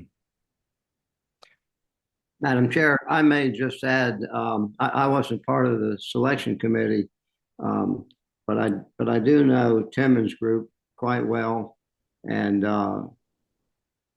I think that's a good choice, and I'm hopeful that we can work out a mutually acceptable arrangement with them, because they're well established. They're a reasonably large firm for the type of work that they do, and they have a good reputation going back many decades. So I'll just say my own personal experience is it's a good choice. Can you tell us a little bit more about maybe why they came to the top? Sure. And if any other committee members have something they'd like to chime in, I'd certainly invite them to. They've demonstrated a very good understanding of the project and the scope and our ask of the firms, which was basically to come in, do an independent assessment and objective assessment of options for the dam without preconceived notions, without preferences in terms of one solution with another, but to look at the situation dispassionately, objectively, and give their best engineering judgment to you all. They demonstrated that. They demonstrated a breadth and depth of experience. The specific team that they proposed, the individuals on that team had good breadth and depth of experience. They've got a long track record of doing this work, a good number of examples of other projects of this similar type of work. They discussed a pretty strong public engagement strategy. They brought to bear and shared information about additional potential grant opportunities and their experience in obtaining grant funds for this type of work. And they engendered the trust and confidence of the team, and the team felt like they would engender trust and confidence amongst with the board and with the public. So I would say that in a nutshell, unless any other members of the committee have a comment they'd like to add. Bless you. Anything to add? Any other questions? You feel like the three were relatively close? Did y'all score them? There was a scoring of the initial proposals. There wasn't a point scoring on the interview. It was more of a qualitative assessment than quantitative. Do you feel like they were relatively close? Relative strengths and weaknesses, but yeah, all of them brought capability and experience to the table. And this ranking is unanimous among I y'all's believe so. team? It was a consensus of the group. Any other questions? Steve.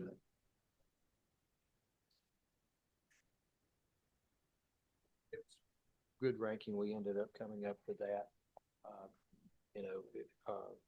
As you asked the question, would all three firms be able to actually do the work? I think all three firms would be able to. Steve, do you have any questions about this? You're well positioned to evaluate this proposal. Well, Further questions? I'll just say the process went as one would expect. It followed normal procedures, and I think it was thorough from what I can see. Again, I wasn't there for the interviews, but I think it was well handled. And again, Timmons Group is a well-respected and highly experienced and reasonably large firm that I think can handle this work very, very easily. Is that the motion? Do you want to put that in the form of a motion? I move that we accept the selection committee's rankings of the three firms and initiate negotiations with the number one ranked firm, which was the Timmons Group. So we have a motion. Do we have a second? Second. We have a second. Any further discussion? All in favor? Aye. Any opposed? Any abstentions? That carries. Thank you. And Mr. Mormon, if you would stay right there, we will move on to agenda item 14, legislative priorities. Yes, ma'am. In your packets, you have a draft legislative program for your consideration. Staff based this draft on the legislative program that the board adopted last year. There were a few updates and tweaks, but not a whole lot of substantive change. Certainly would welcome board members' comments and any edits or adjustment you would like to make to that. And if you're prepared to do that and adopt it today, then we can carry that forward with our state legislators. If for any reason it's something that you would like to discuss or review further, Of course, you have the option to defer and take it up again at a later time. One thing that I liked about it, like you say, David, it's largely what we did last year. And it may have just been the luck of the draw, but the first item was the importance of upgrading the Roanoke Airport. And that is, in my opinion, an exceedingly important priority for the valley. And if we don't do it, there's a lot of work that needs to be done there in terms of the runways and the air side and the land side of that facility. But we're going to fall behind as a valley if we don't upgrade our air service. So I was glad to see that in the opening of the document. Any further discussion on this? Yes. Would like to suggest that we also add the elimination of the Dillon rule. The Dillon rule, DILL. Elimination. I believe that I thought would- you said Constitutional amendment? eliminate. The Dillon rule, The Dillon eliminate the rule. Dillon rule. Would that require a constitutional amendment? It would. There are differing views. Certainly when the Constitution of 1971 was drafted, they considered putting in home rule provisions in the Virginia Constitution and did not. I believe probably that the cleanest way to achieve an elimination of the Dillon rule and adding home rule in Virginia would be a constitutional amendment. I think that's probably what most attorneys would recommend. I'm speaking off the cuff here, just based off my knowledge of what happened in 1970 and 71 when the 71 Constitution went in and they debated that. But we could support it if that's what we wanted to do. I figure that we might as well get it started.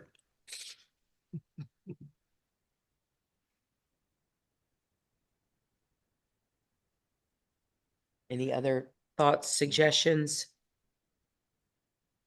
I'm curious to know. I think I know, but I'd like to hear the reasons for it and the objection to the Dillon rule. You want to address Mr. Clinton's question? What is the objection to the Dillon rule? Why would we include that in our legislation? I think that's what you're asking, Mr. Yes. Clinton. Yes, ma'am. Yeah. Okay.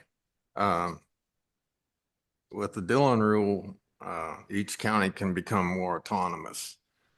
And I'm sorry, I said that the wrong way. By having the Dillon rule in place, we can't do everything that we would like to do. And I figure we might as well get it before the people in Richmond and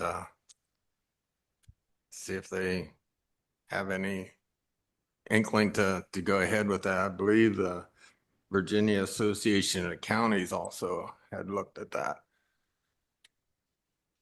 Do we know any BoCo recommendations on that? Have they addressed this?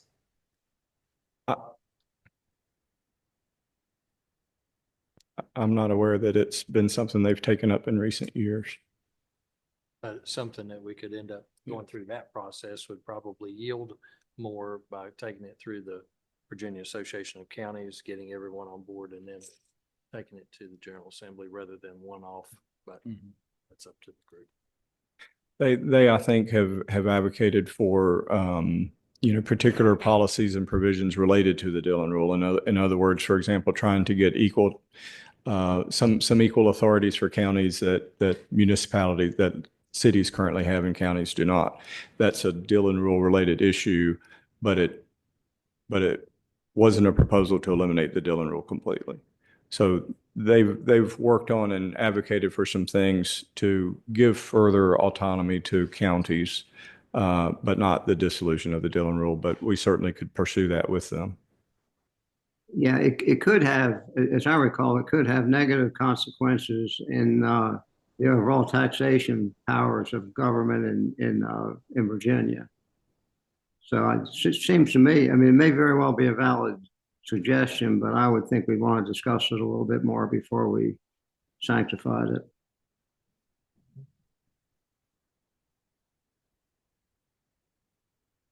So I think our options at this point would be, if there's no other comments on this, we can take this as it is written. We can discuss this over the next month and address it again at the next board meeting, or we can accept Mr. Michael's suggestion to alter it and accept that today. I think those are our three options. I think, Madam Chair, I think to some extent, time is of the essence, because it's good if counties can have their legislative program to the General Assembly before the end of December. So Yeah, I was thinking next month would be the last time to put this document before, send it forward. Right. We actually have a legislative luncheon on Monday where they will be asking for the legislative agenda from the county. Okay, so we're going to be asked for it on Monday. So that means we make this change today, or we keep it as is today. And if I might offer, if the board saw fit to adopt the program as is today, and if with further consideration and discussion, you all wanted staff to lobby an additional or different item, we certainly can do that. Or maybe take that through BoCo and get their suggestions on how to bring that matter forward. Correct. Yes. Okay, so of those two options, do I have a motion?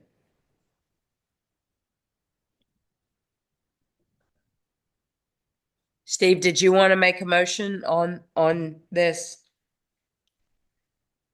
Well, I would move that we go forward with the legislative agenda as proposed in our package, and take a look at for next year, or for sometime later, not necessarily next year, the Dillon rule, so we know more about it and its pros and cons. It isn't all bad. So I think we just need to understand what we're doing. So I would move that we proceed with the document as published in our package. So we have a motion to accept the legislative agenda as published in our packets. Is there a second? Can I ask a question on that? Yes. Steve, would you like to have the administration take a look what BoCo's recommendations are on the Dillon rule, or if they can adjust any portion of that? Yeah, I would. I guess the question is whether we want to do that now or. No, I mean, I don't think we have enough time to do it now. We have to either approve this, but also I think with advice of what BoCo has to say. Yeah, I would agree with that. Okay. I'll second that. So we have a motion and a second. I'll make it easy. In the interest of time, I'll withdraw my suggestion. Okay, so I think I think where we are is we have a motion to accept it as written. We have a second. So let's vote on that. Any further discussion? All in favor? Aye. Any opposed? Any abstain? So then I think we can still pursue your thought. It just won't be in this document, but we can investigate with BoCo our options and what get the full body of details around this. Okay. Fantastic. Thank you all. Thank you. Brent Watts, come on down. Item number 15. He needs a green screen. Hello, board and Madam Chair. Could I speak briefly about the live stream as well before I get started Sure. tonight? Sure. We have some folks that are waiting on the live stream, and for whatever reason, the link is not linking tonight, but we are recording. We always want to be transparent about that. We are recording the meeting, and I'm not going to leave here until we get that uploaded to our website so that you can view tonight. And it's our priority, number one priority tomorrow morning, to get that fixed so that it could be provided as a service. I will also tell you that the topic I'm going to talk about right now, just to give everyone a heads up, it is a very sensitive topic of suicide and mental health. And Madam Chair and board and citizens, I want to tell you about an initiative that we were approached about a month or so ago, and it really speaks to the heart of our community and something that we've known and we've seen even more recently, and that is suicide and mental health. The effort that we're trying to do, it's going to reduce stigma, encourage open discussion of mental health and suicide, and remind everybody that and residents that mental health challenges impact everybody in our community. It's not just a big city, it's rural areas. In fact, some of the statistics show that even in Virginia, rural areas are more impacted by mental health issues and suicide than some of the big cities. And we've even seen that. Last year alone, about 1,200 Virginians died by suicide, a figure that represents more than 20% increase over the past 22 decades. The other thing that we tell you about too is that it remains the second leading cause of death for Virginians ages 10 to 24, 10 years old. And we've seen that in the past couple years. So this is a problem that we want to definitely partner with and address. And we're proud to partner with Blue Ridge Behavioral Health to ensure that the awareness campaign is also paired with professional resources. So we're going to put those on our Botetourt County page as well, because awareness without action really doesn't help a whole lot. So we want to make sure that we partner with them. So what we're going to do is the initiative is going to launch with a social media campaign featuring voices from across the county. So these are not just going to be us. It's going to be students. These are going to be people and businesses that people would go and see every day when they go to their restaurants, to their schools. These are going to be students. And what we're titling this, You're Not Alone. It's a community voice for mental health awareness. And so we're hoping to launch those videos about the middle part of December, because that's a very difficult time of year. And it's not just a 1 month thing. We'll be producing these off and on as an initiative throughout the entire 2026 year and perhaps even beyond. So today, I just ask for your support on that. And just wanted to give you an update on this project that we're calling You're Not Alone. Thank you. Thank you, Brandon. And thank you for doing that very important work. Thank you. So, item 16, Mr. Lockaby, please talk to us about Aqua Virginia. Well, it's I would say it's my pleasure, except it's really not. It's never a good thing when I'm telling you that I think that it would be a good idea for us to intervene in a proceeding at the State Corporation Commission relating to water rates.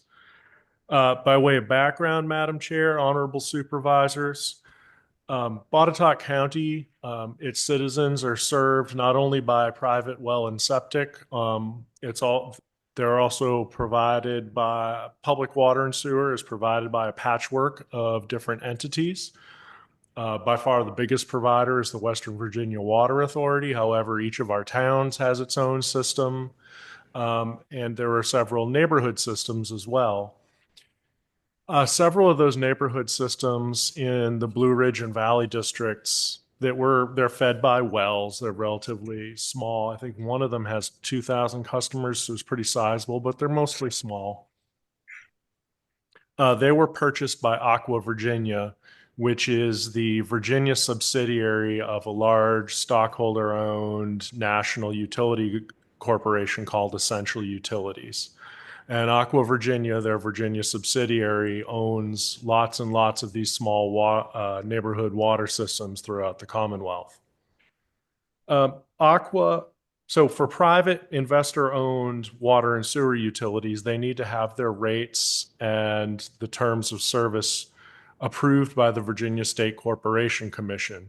Unlike the Western Virginia Water Authority, where they have a public hearing and that the public has an opportunity to speak on the rates, with Aqua Virginia, instead, it's set by the State Corporation Commission, and people have the ability to speak to the commission about the rates.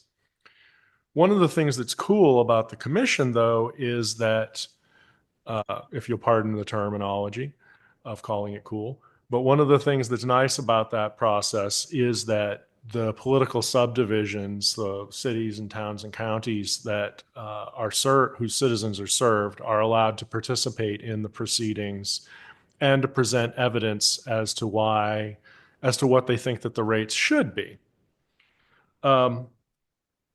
Aqua last had a rate increase in 2024. It's been less than 18 months since their last rate increase. They're looking to increase their overall water rates by 26.42%. And the hit on their customers in Botetourt County due to the way that due to changes in the overall structure of how rates are tiered would be probably closer to 33%. For what it's worth, they don't actually serve any data centers, so this doesn't have to do with data centers, but it does have to do with some projects that they say that they're taking on. Now, the fact of the matter is, and I think it's important that you and the public understand, they're probably going to get some increase. It's not going to be 0%. The fact of the matter is that the price of a loaf of bread has gone up in the last 18 months. But 33% is exorbitant. And we've identified some places where we think that they could either design their rates more fairly or where they could potentially lower their costs. We hope to be able to highlight those to the commission, and we hope to be able to assist the commission staff and the Office of the Attorney General in raising all the issues in the case. Madam Chair, if I may. Yes. Mr. Lockerbie, every 2 years, this has a tendency for Aqua to go up. Am I correct? That's pretty much it. Yeah, I think they've gone free once. So, I mean, it's been 10% every single time. Mm-hmm. And we have fought this for many, many years. I know Billy's gone down to Richmond to fight it as well. And it seems like I know for a fact, none of the things that they want to do are not being done here. Right. In Botetourt. Well, and you know, last time it wasn't everything that we wanted, but they came in and asked for 26%. By the time we were done, it was around 17, which wasn't wonderful, but I do think we moved the needle. And that's in some ways, as a county against a multi-billion-dollar national corporation, that's probably the best we can do, but I feel like we should do it. It's just frustrating hitting double digits every single time.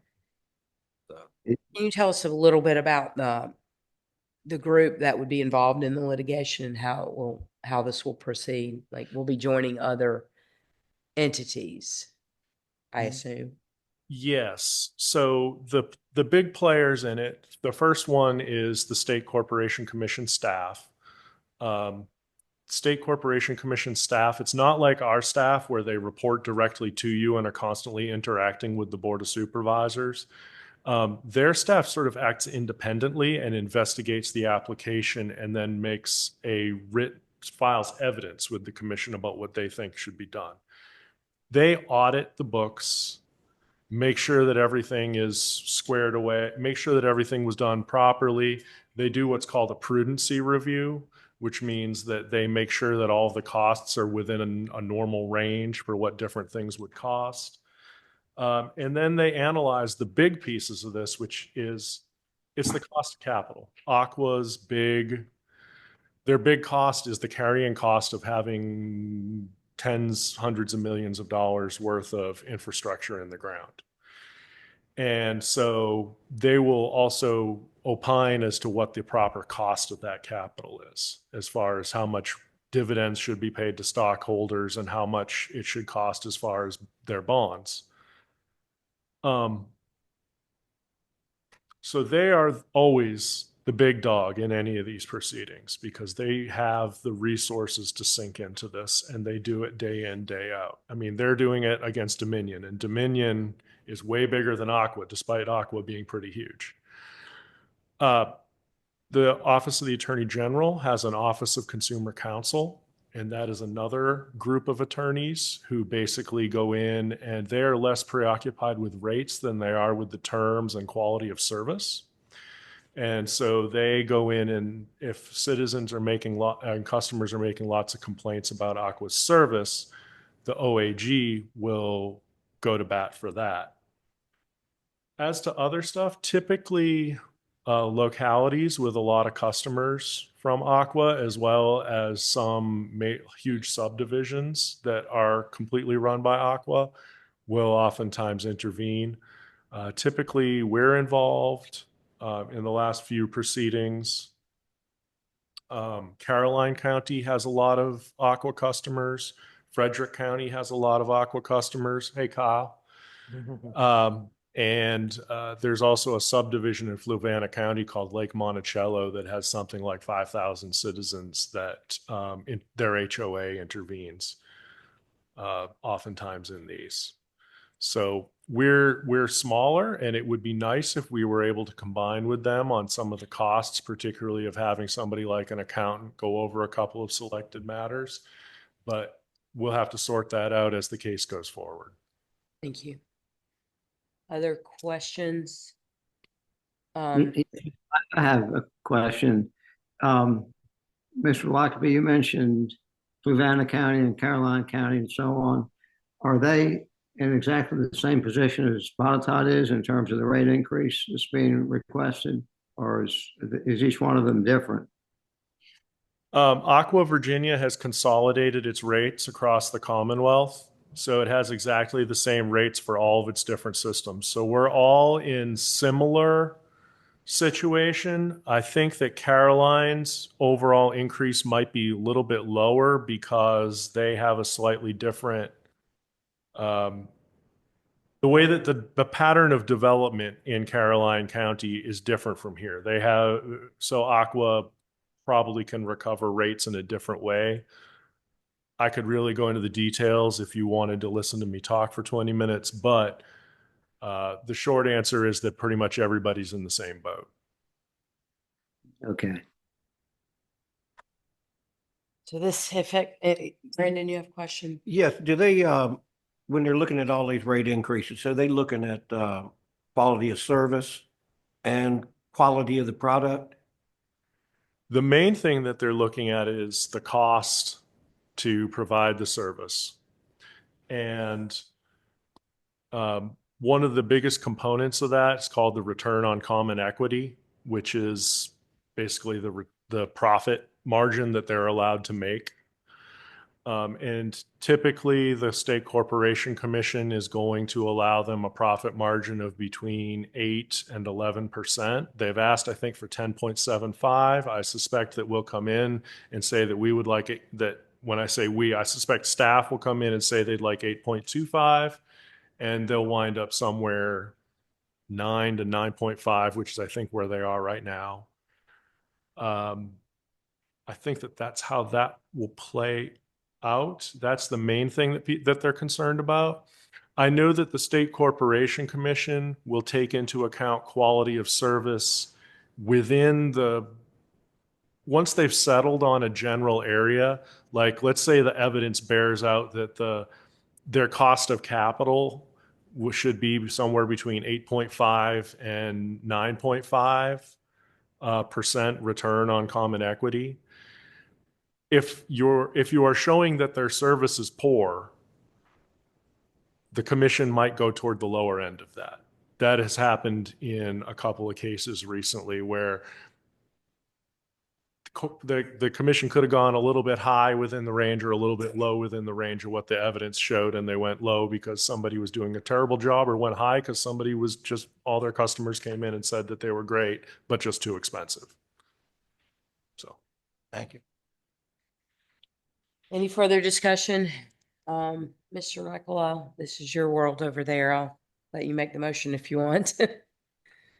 I make a motion that we appoint Mr. Lockaby to represent the citizens of Botetourt County before the State Corporation Commission in the Aqua rate case. Second.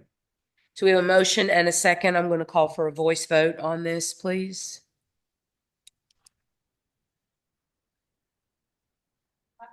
Yes. Yes. Yes. Yes. Yes. Thank you. That carries. Thank you, Mr. Lockaby. And I hope you come back with some good news. Please. We will now move to number 17 and consider our appointments. The first one is to consider the reappointment of Marty Francis to the Blue Ridge Behavioral Health Board of Directors for a third term. If reappointed, the new term will end December 31st, 2028. Mr. Francis is willing to serve. Move to approve. The motion and a second to approve. All in favor? Aye. Any opposed? Any abstentions? Consider the reappointment of Patrick Kenny Esquire as an alternate at-large representative to the Blue Ridge Behavioral Health Board of Directors for a third term. If reappointed, the new term will end on December 31, 2028. Mr. Kenny is willing to serve. Do I have a motion? Move to approve. Second. I have a motion and a second. All in favor? Aye. All opposed? Any abstentions?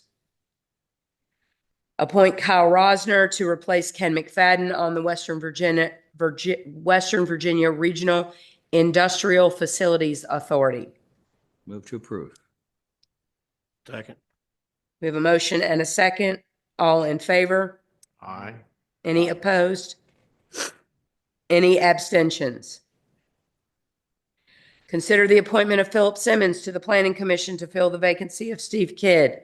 Mr. Simmons lives in the Buchanan District and is willing to serve. So moved. I have a motion. Second. I have a motion and a second. All in favor? Aye. All opposed? Any abstentions? Consider the appointment of Joe Thompson to the Economic Development Authority, EDA, to fill the vacancy of Lynn Haith. Mr. Thompson is a businessman who lives in Blue Ridge. Mr. Thompson is willing to serve. So moved. Second. Motion and a second. All in favor? Any opposed? Any abstentions? Thank you. That concludes the appointments. Do I have citizen comments or Walter, could you hand me those? Oh. Non-agenda items? Catherine Hattem? That was me. That was you early. I mean, I'll talk more. Well, if you want to, I mean, you turned in 2 forms, but, Rick Painter. Okay, next. Okay, appears he's not here. Did you want to speak again? You don't have to, but okay, thank you. So I think that concludes our business. We will now go into recess until 6 p.m. Oh, wait. I didn't call them up. It's fine. They don't need them. No, I don't need those reports.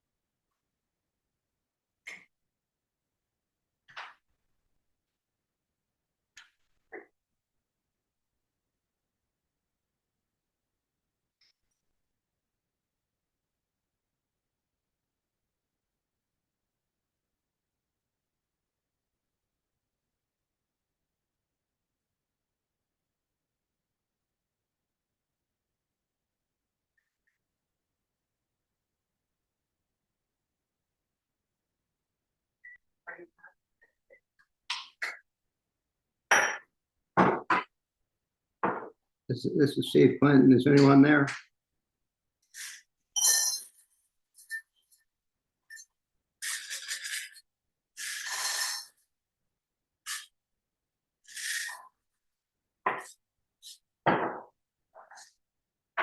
Hello.